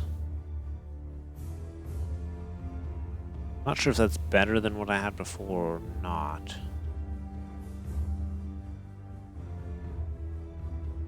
If we compare that to having to this same seed.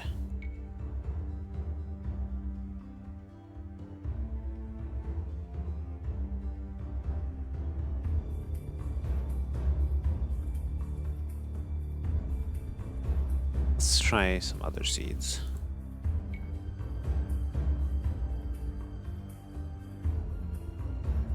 But here we end up with an actual river.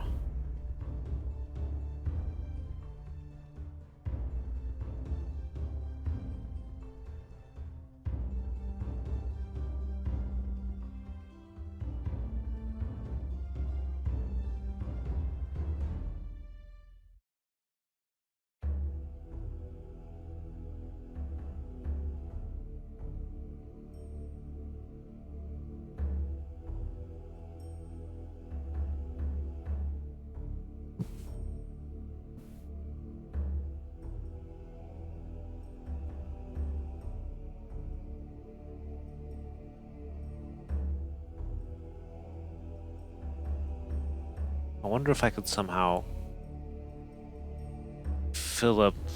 somehow connect these little bits too without risking larger connections. Let's try this seed though. Let's see if we did this, and then we do that, then we end up with, well, still most of that river.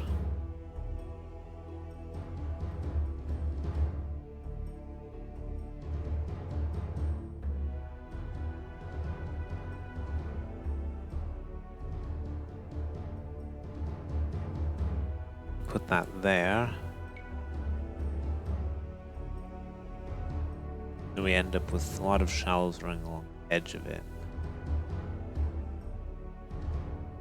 And this a bit more reliably connects.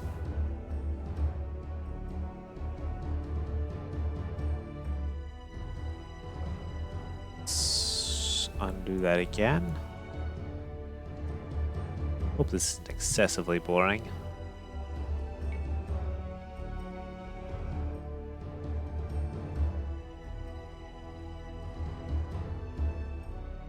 there's something different. I'm not sure what's the cause. Probably this thing saying that, you know, beaches need to be a large size when we cross them, that type of thing.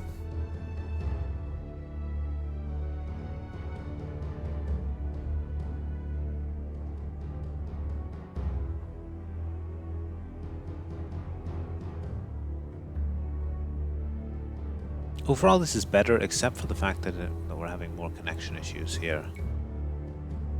Let's try something.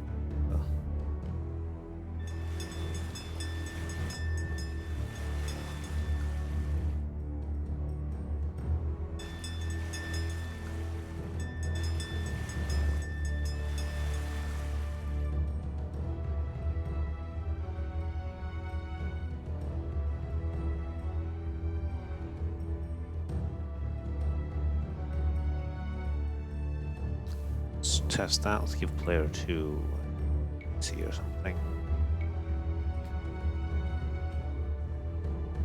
Barracks.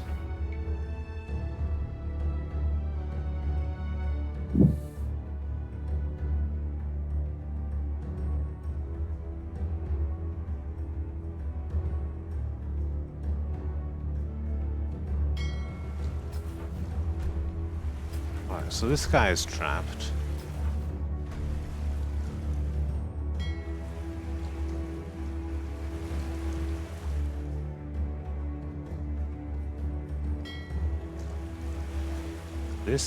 That's not a trapping, but this is going to be trapped again, isn't it?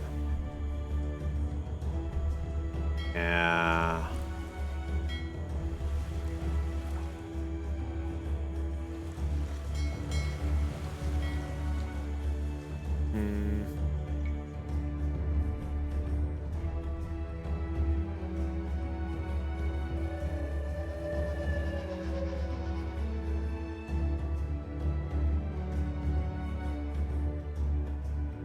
Despite my best efforts, how can I do this differently?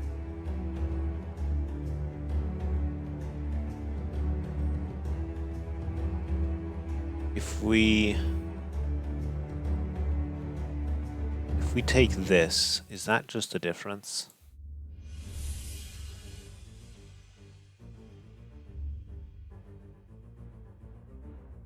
Is this what makes the difference?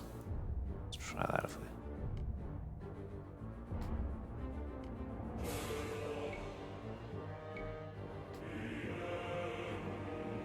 we do this.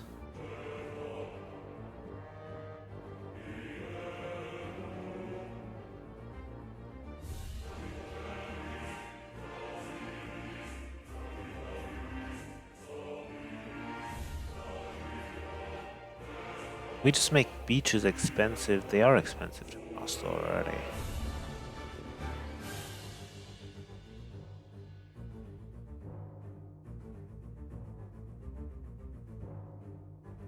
Alright. I don't know about this. Let's go back to this idea.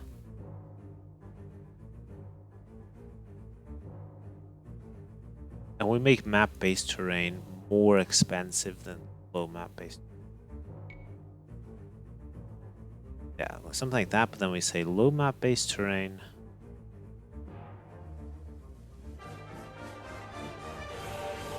Is only 99. If I did that, then we end up with a huge fat river going all the way over here.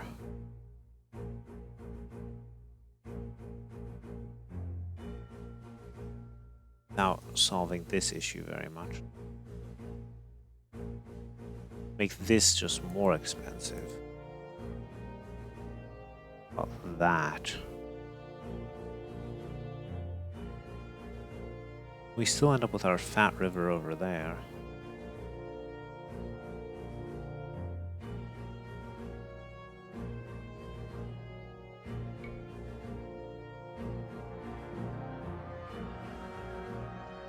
Which I dare say is the better path for this thing to be taking.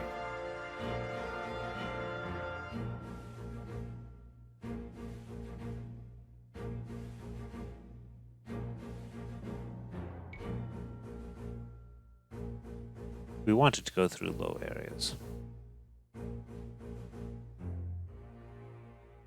And now we want the whole thing to be narrower because this is excessively wide.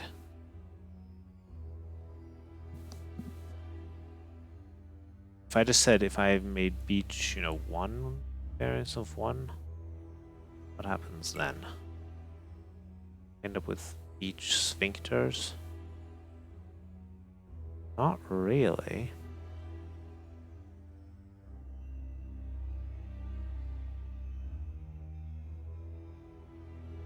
If I did that?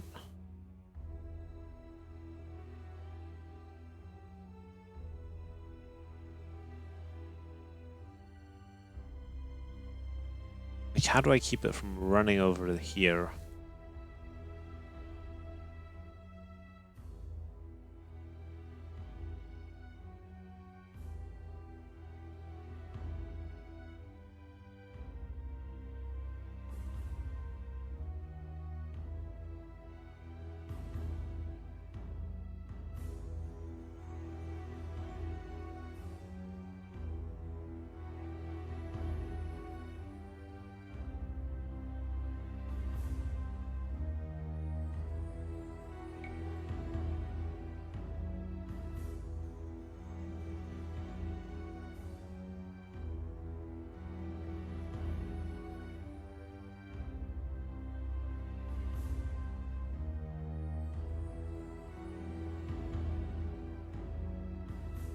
Then we try this again using this. This time we say that we actually don't want it to run through this because all of that stuff is already full. And we really don't want it to run through any more beaches either.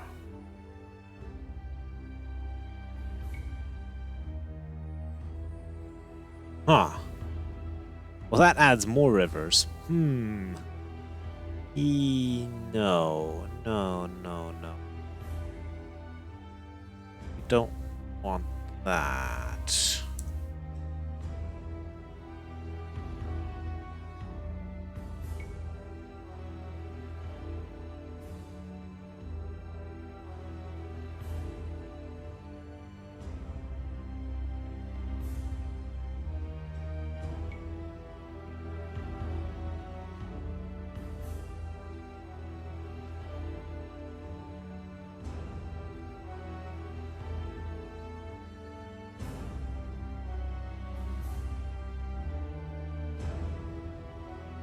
No, I'm not happy with this.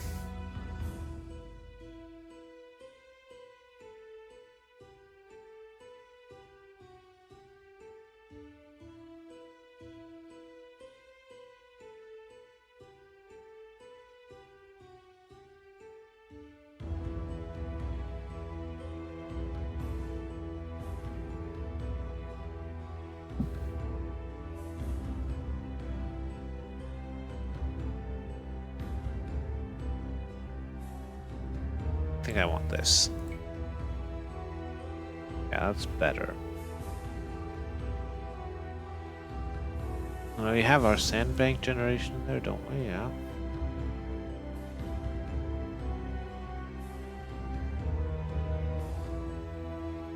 So now we could engineer some crossings or something. Using our accumulate connections. Oh, we're not currently accumulating. Shouldn't change much though. Change anything. We're only doing one command right now. But now what we say is we say create connect all player lands. Players land. Player land. Create connect all players land. There we go.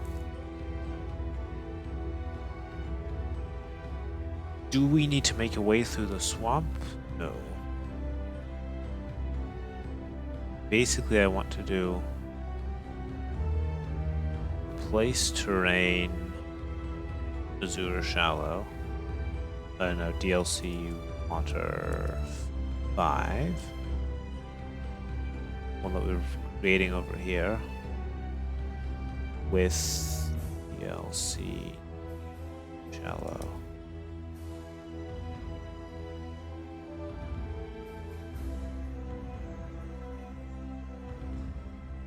If I just do that, what do we end up with?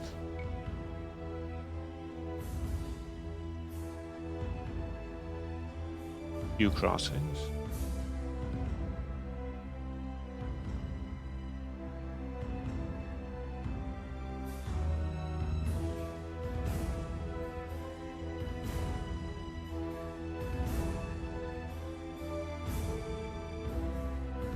Alright. Maybe something like that. Let's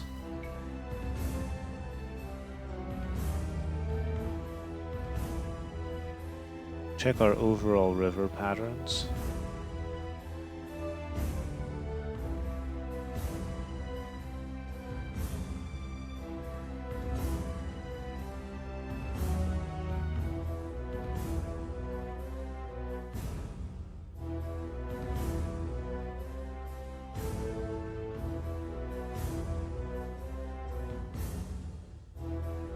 Then let's do our beach thing.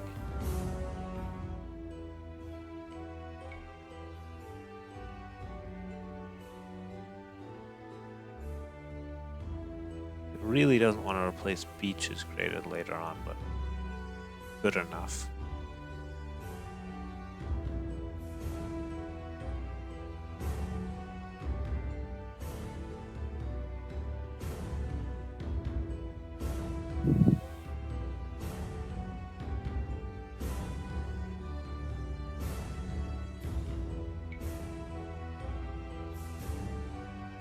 And then we get our sandbanks sometimes. I like that.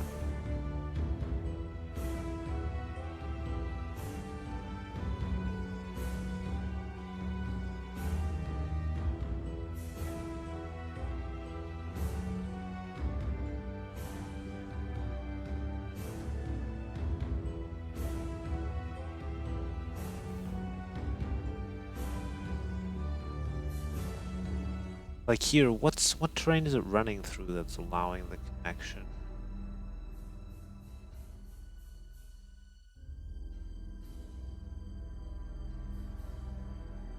To skip here. But it would be nice if it didn't.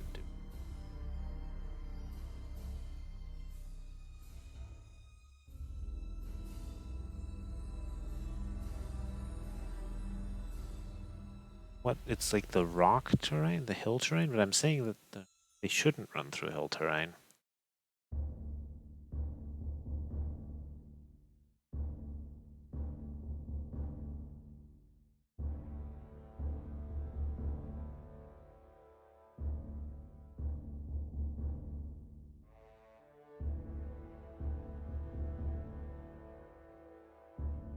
Ooh, I have a thing called river terrain.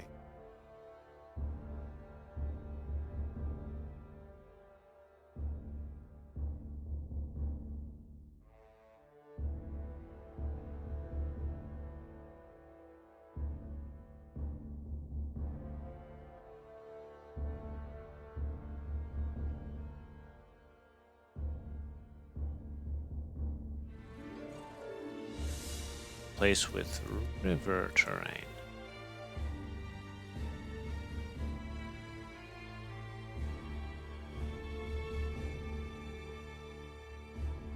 Place DLC water 5 with river terrain.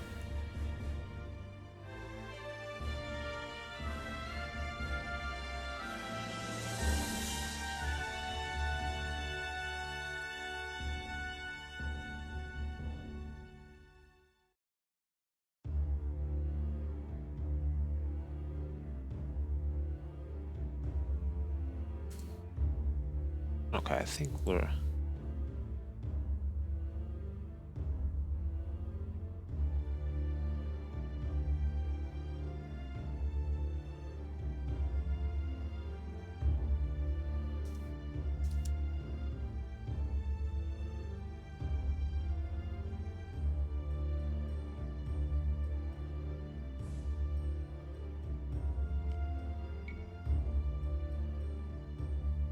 I wonder, what kind of terrain is it going through right there?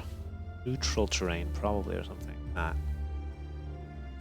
I said player land terrain, player land forest, neutral land terrain, neutral land forest. What else? What else did I have? Player land terrain, neutral land terrain, hill terrain, shallows, end bank terrain, player land forest, neutral land forest, map base forest.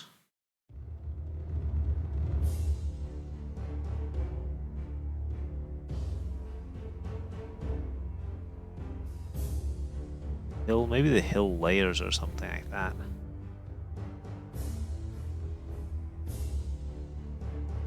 Oh, what happens if I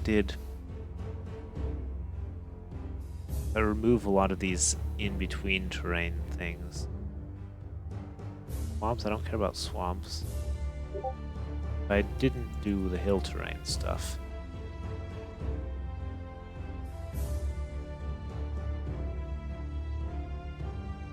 Something like that.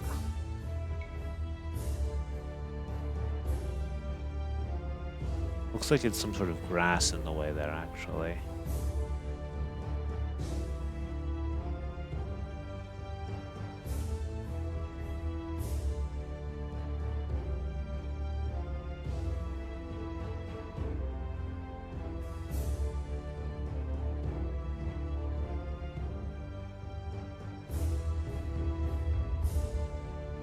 Maybe, where am I creating my neutral lands? Other zone avoidance distance.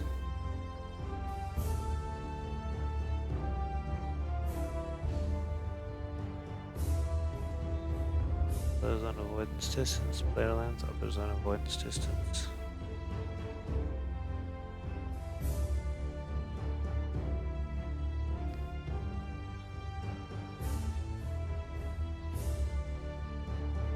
Yeah, I'm wondering where the connection's running through in these places. We can do a bit more debugging. We'll call that a night.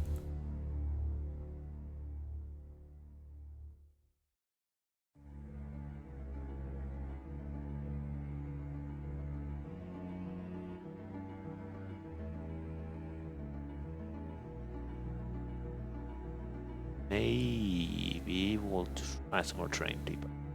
What we're gonna do is we're gonna go here and go. I'm actually gonna put it here. Default terrain place placements DLC black. All right. What you got for me?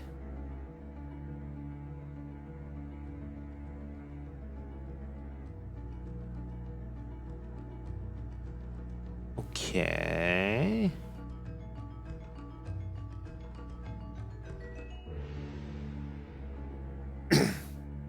I wonder though, why is there a gap here? Or here? Actually, maybe it's the corners. These look like squares. It's probably the base size of player lands. I made the player. That's probably what it is. Base size. If I make that smaller. On ludicrous map, it's fine. 0, 0, 0, 0, 0, 0, 0, 0. If I do that, well, that just massively changes the overall layout. Does it? There's still places, though. There are still places where it actually doesn't like to go. What did I say about neutral land forests? I said they need to be avoided. Fair enough. Fair enough.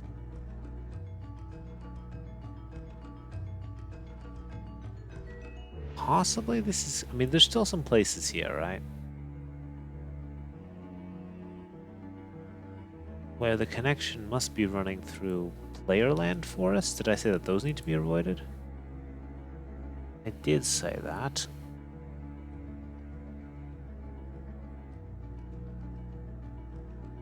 I did say that map-based terrain.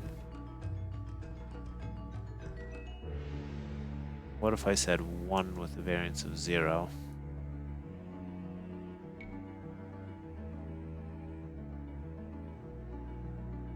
Maybe that's the real issue at hand.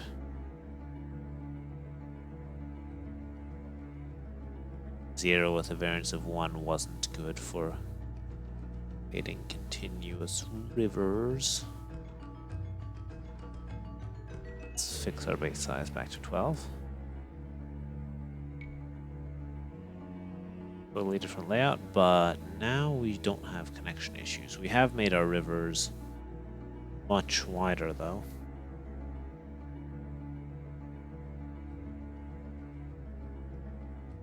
Which is not necessarily a good thing.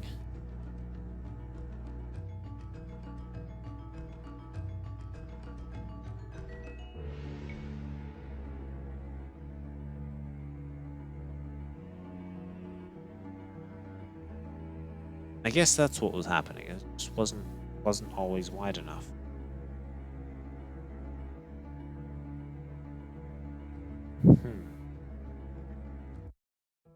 Fair enough.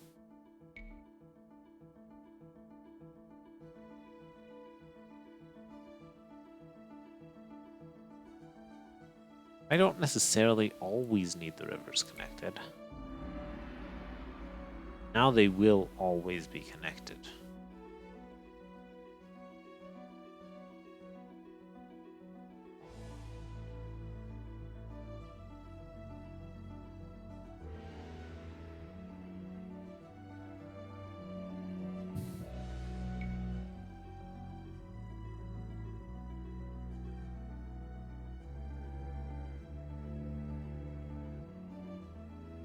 Although I think it's more satisfying if they're mostly connected, to be honest. And it's still not guaranteed that all the bodies are, right?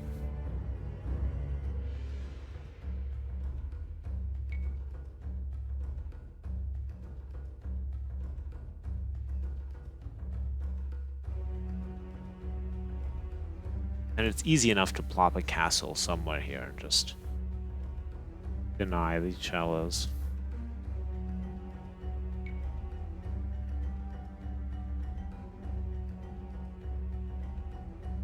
Also, I could place reeds more generously on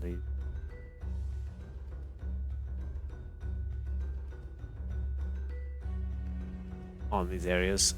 I still don't like that there's so much water that's elevated. I don't think I can really avoid that.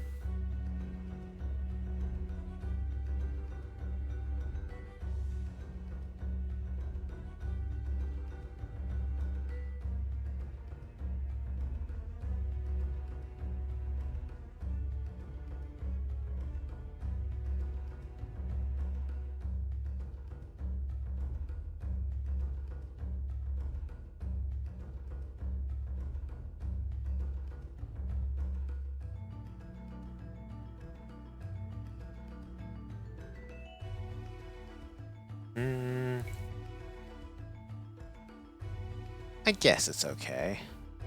I still wanted to avoid this.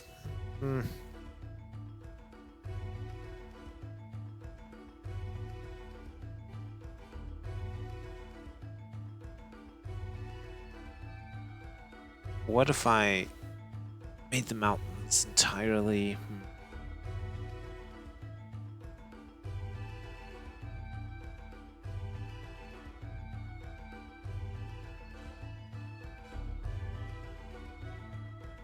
I don't like the fact that this...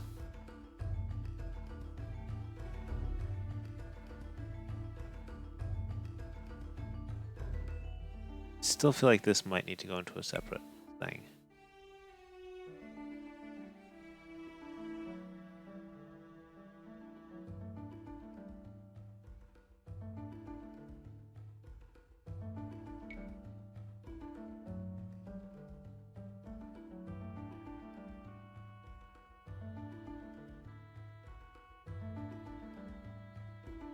Like at this point, we have no particularly elevated water yet. These streams are really a killer. I kind of want them to be only in the little valleys, but that's really hard to do with just connection generation.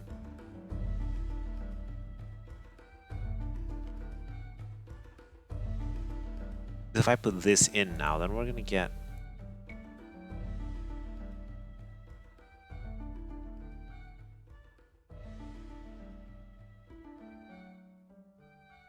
all these shallows on mountains that I kind of really like all that much. One with a variance of 0, and if I said 0, variance of 1.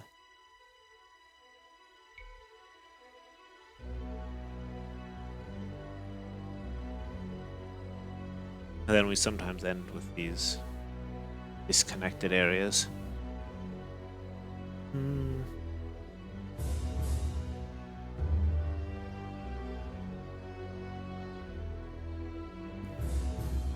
Doing all of this really results in a lot of extra shallows as well.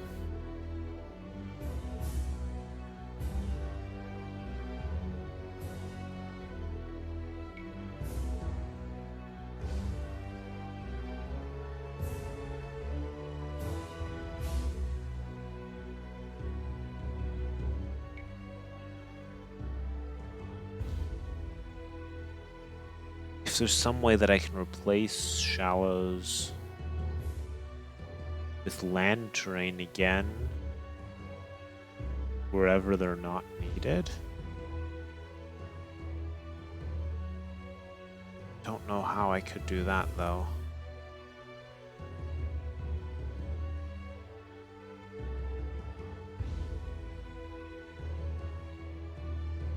This is...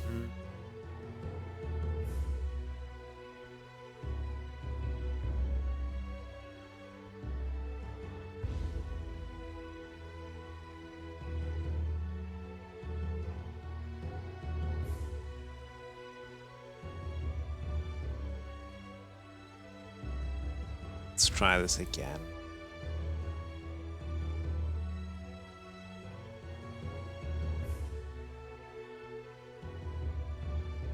We're trying to replace the map-based terrain with shallows type. We do not want to cross any of that stuff.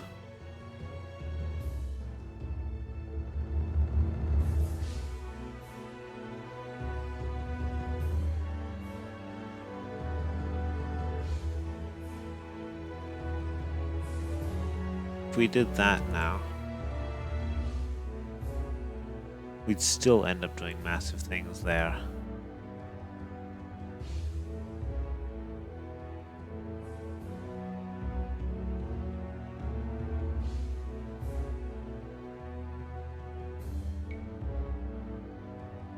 That doesn't really help that. If I say, please don't do this at all,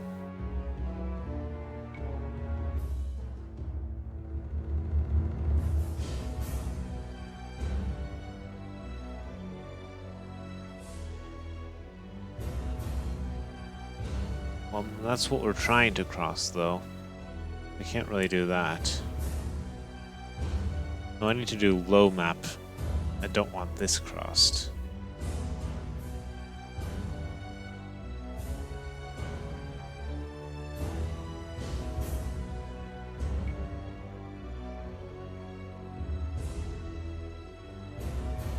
That still looks very similar to what we had before. So if I really don't allow this to be crossed,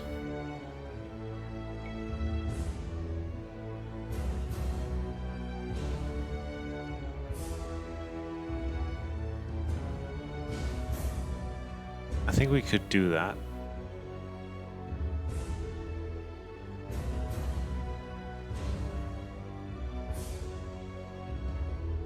And at that point, how do we make it so that this really doesn't prefer to go through?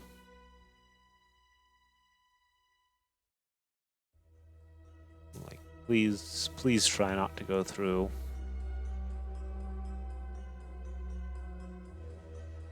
And make beaches have no size. Swamps have no size?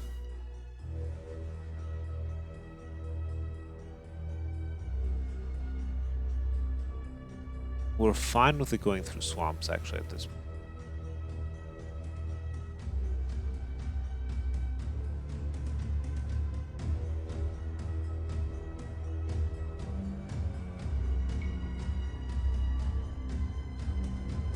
Still running up over this mountain.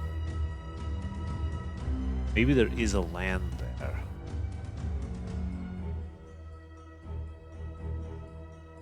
No, that wouldn't make sense. How do I keep it from doing that? What if we plop up the cost of these as well?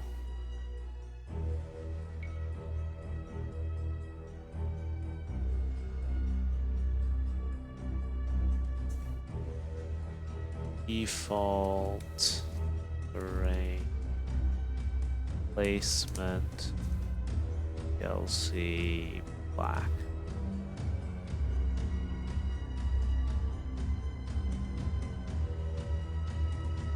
Pulsement, yeah. No, I think it's a lot of fine tuning here. Why is there this massive?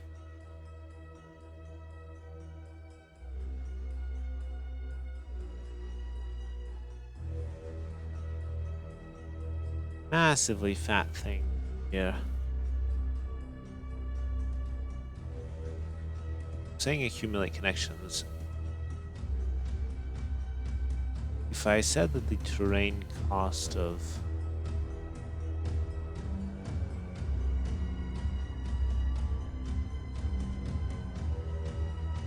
what if I just said that this was 1?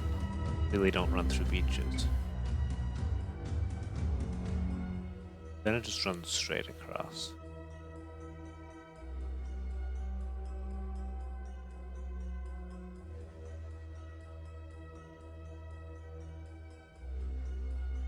That's interesting.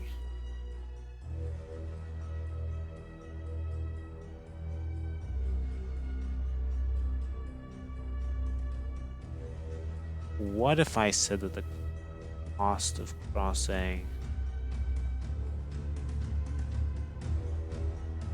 Now what we're going to do is we're going to say terrain size allows type is 0, 0. Let's add that in.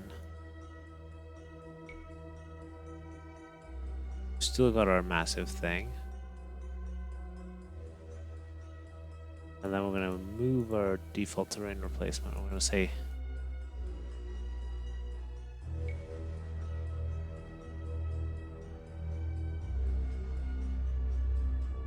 okay.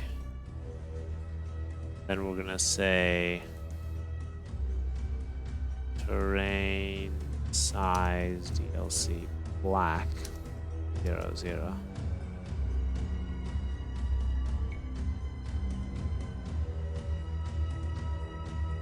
Better.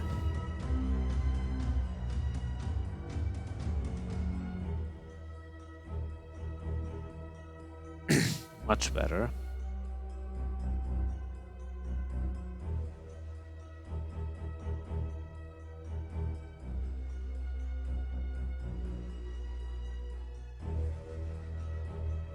So if we get rid of this default terrain replacement now,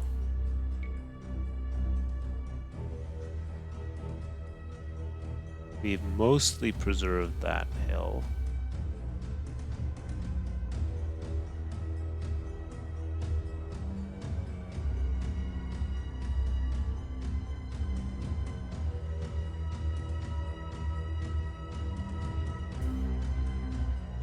Add another 9 of these.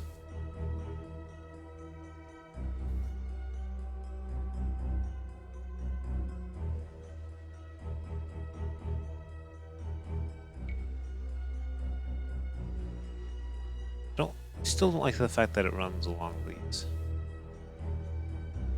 shores. Sure, it likes the azure. Can't it just run through the water?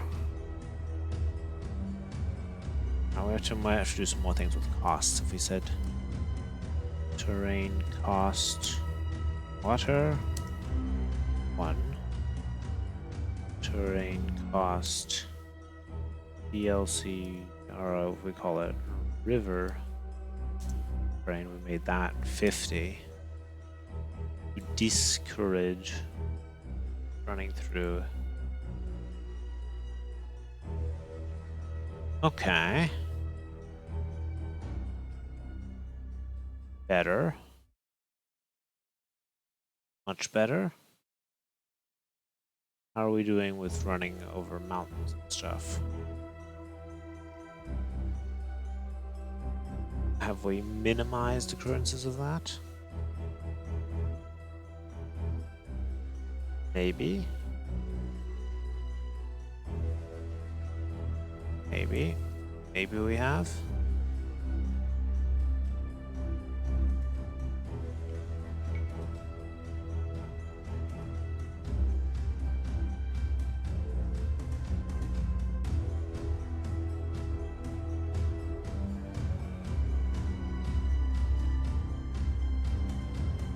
Maybe we have. It still sometimes runs over little mountains, but that's just the cost of having this type of stream, I think.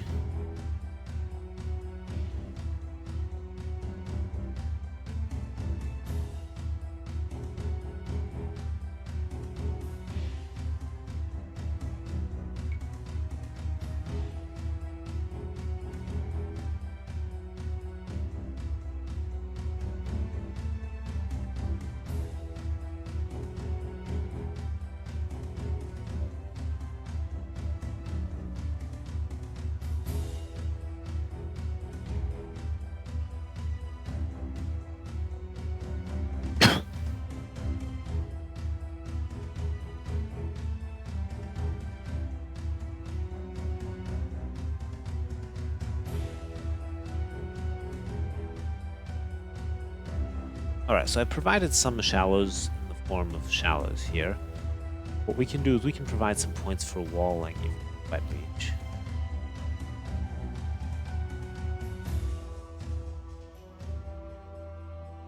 If we say that, but we say replace terrain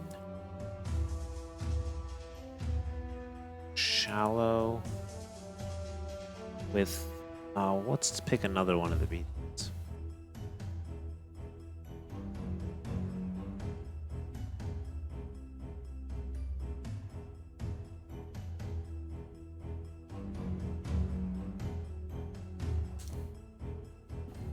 I think we can do something clever here. We replace shallow with what terrain have we got on off?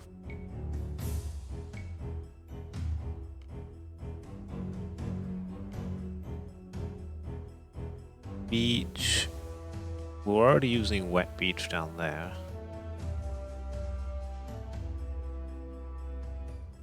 Beach, white vegetation. Beach vegetation? If we use beach vegetation, the crossing, or we use wet beach as a crossing. And it might have reeds on it, but I think we do that. We use wet beach as a crossing.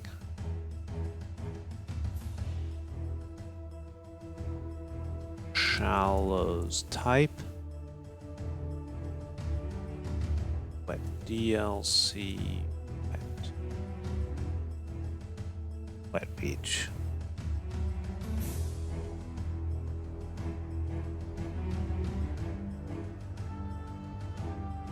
Alright, we try something like that.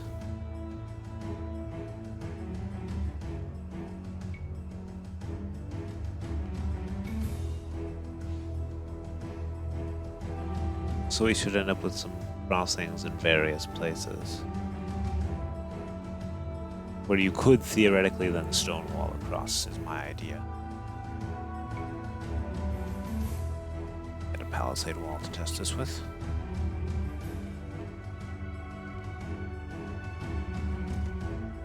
Well, if the scenario editor let me place diagonal walls, we can wall across.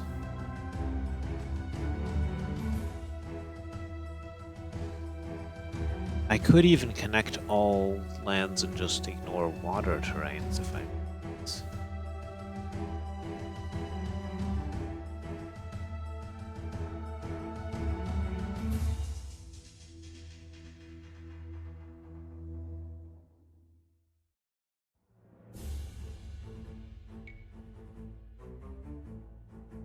We could think about some clever things there.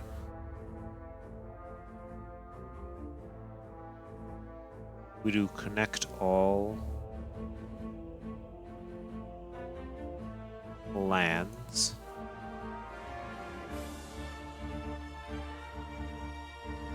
Then we're gonna have these all over the place, right?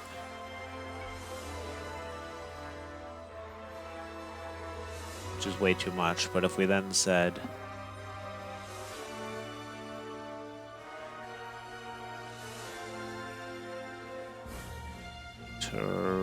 it actually, does it even cause problems?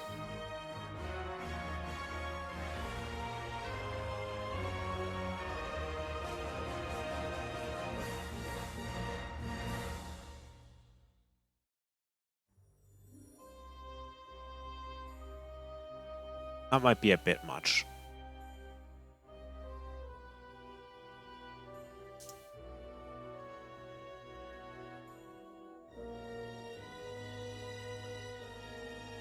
If we said terrain cost, DLC ter 4, terrain cost deep water,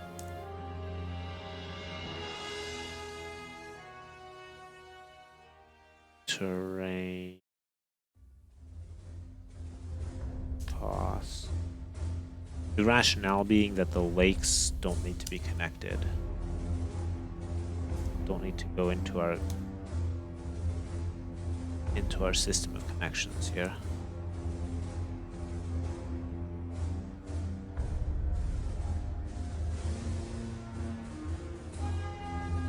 If I did something like that.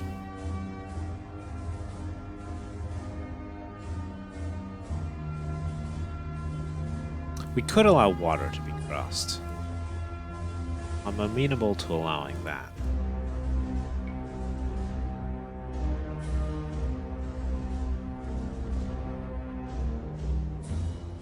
Keep in mind that ships can sail across all of this, but now you have lots of points where you could wall it if you... I think that can work.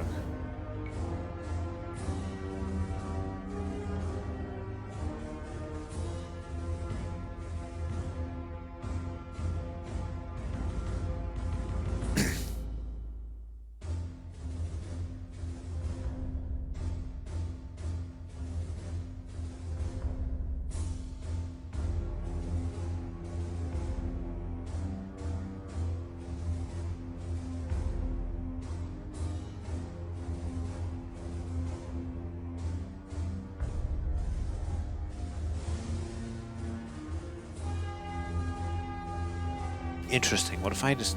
something's making it super thick around this swamp. That's just swamp things.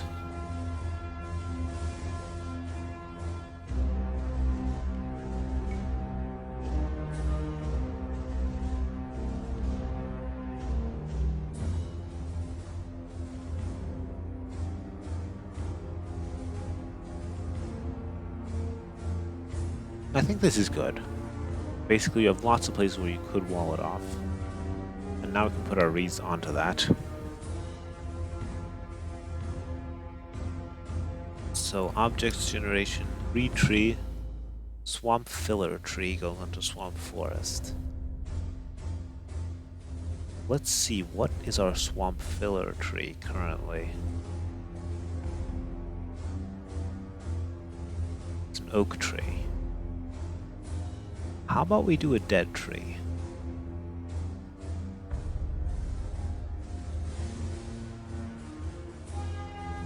DLC dead tree is 1250.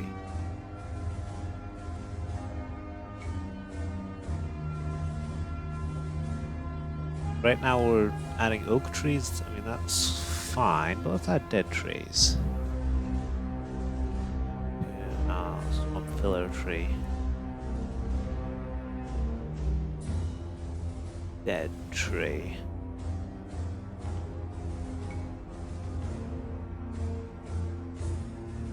Yeah, that's a nice swamp vibe right there.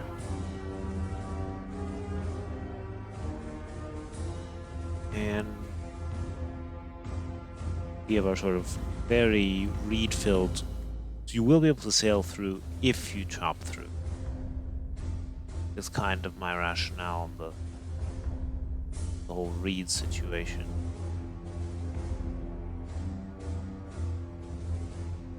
Which will also make docking somewhat challenging cases. Okay, yeah, so actually sailing through will be a real challenge. How am I doing this with reeds? Am I putting them everywhere where this exists?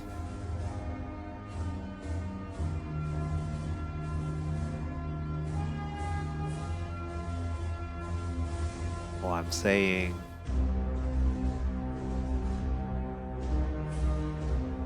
they do need to be 8 apart.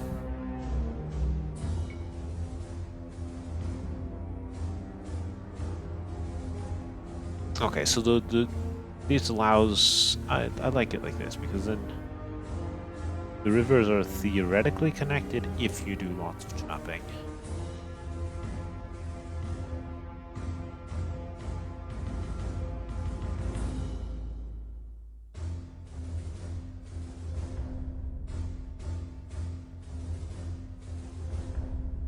Yeah, that's good.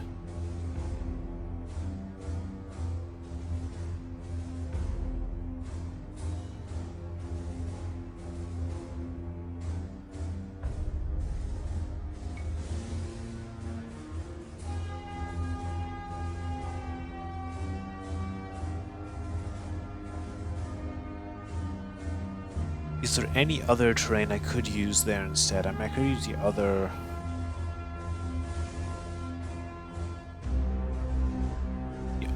the muddy, shallow terrain, I guess. That wouldn't be wallable.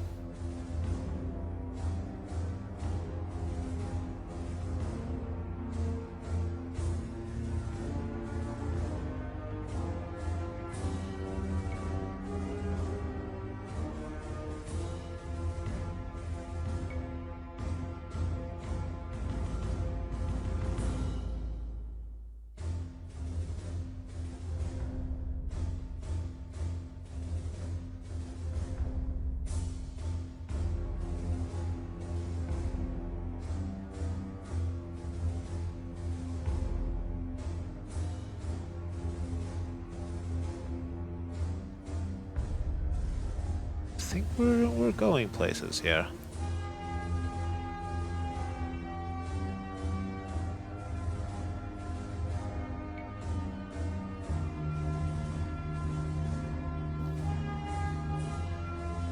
I just want one with a nicely large swamp that I can showcase.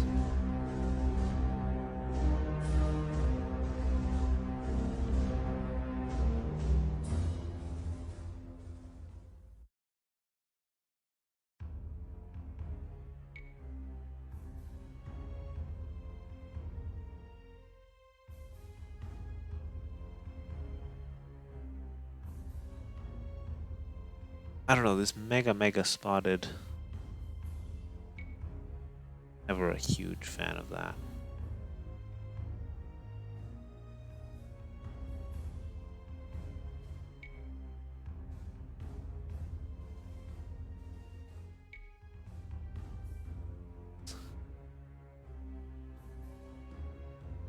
I think this could be a nice one to take full maps out. Capture age. So I think that's what I'm gonna do.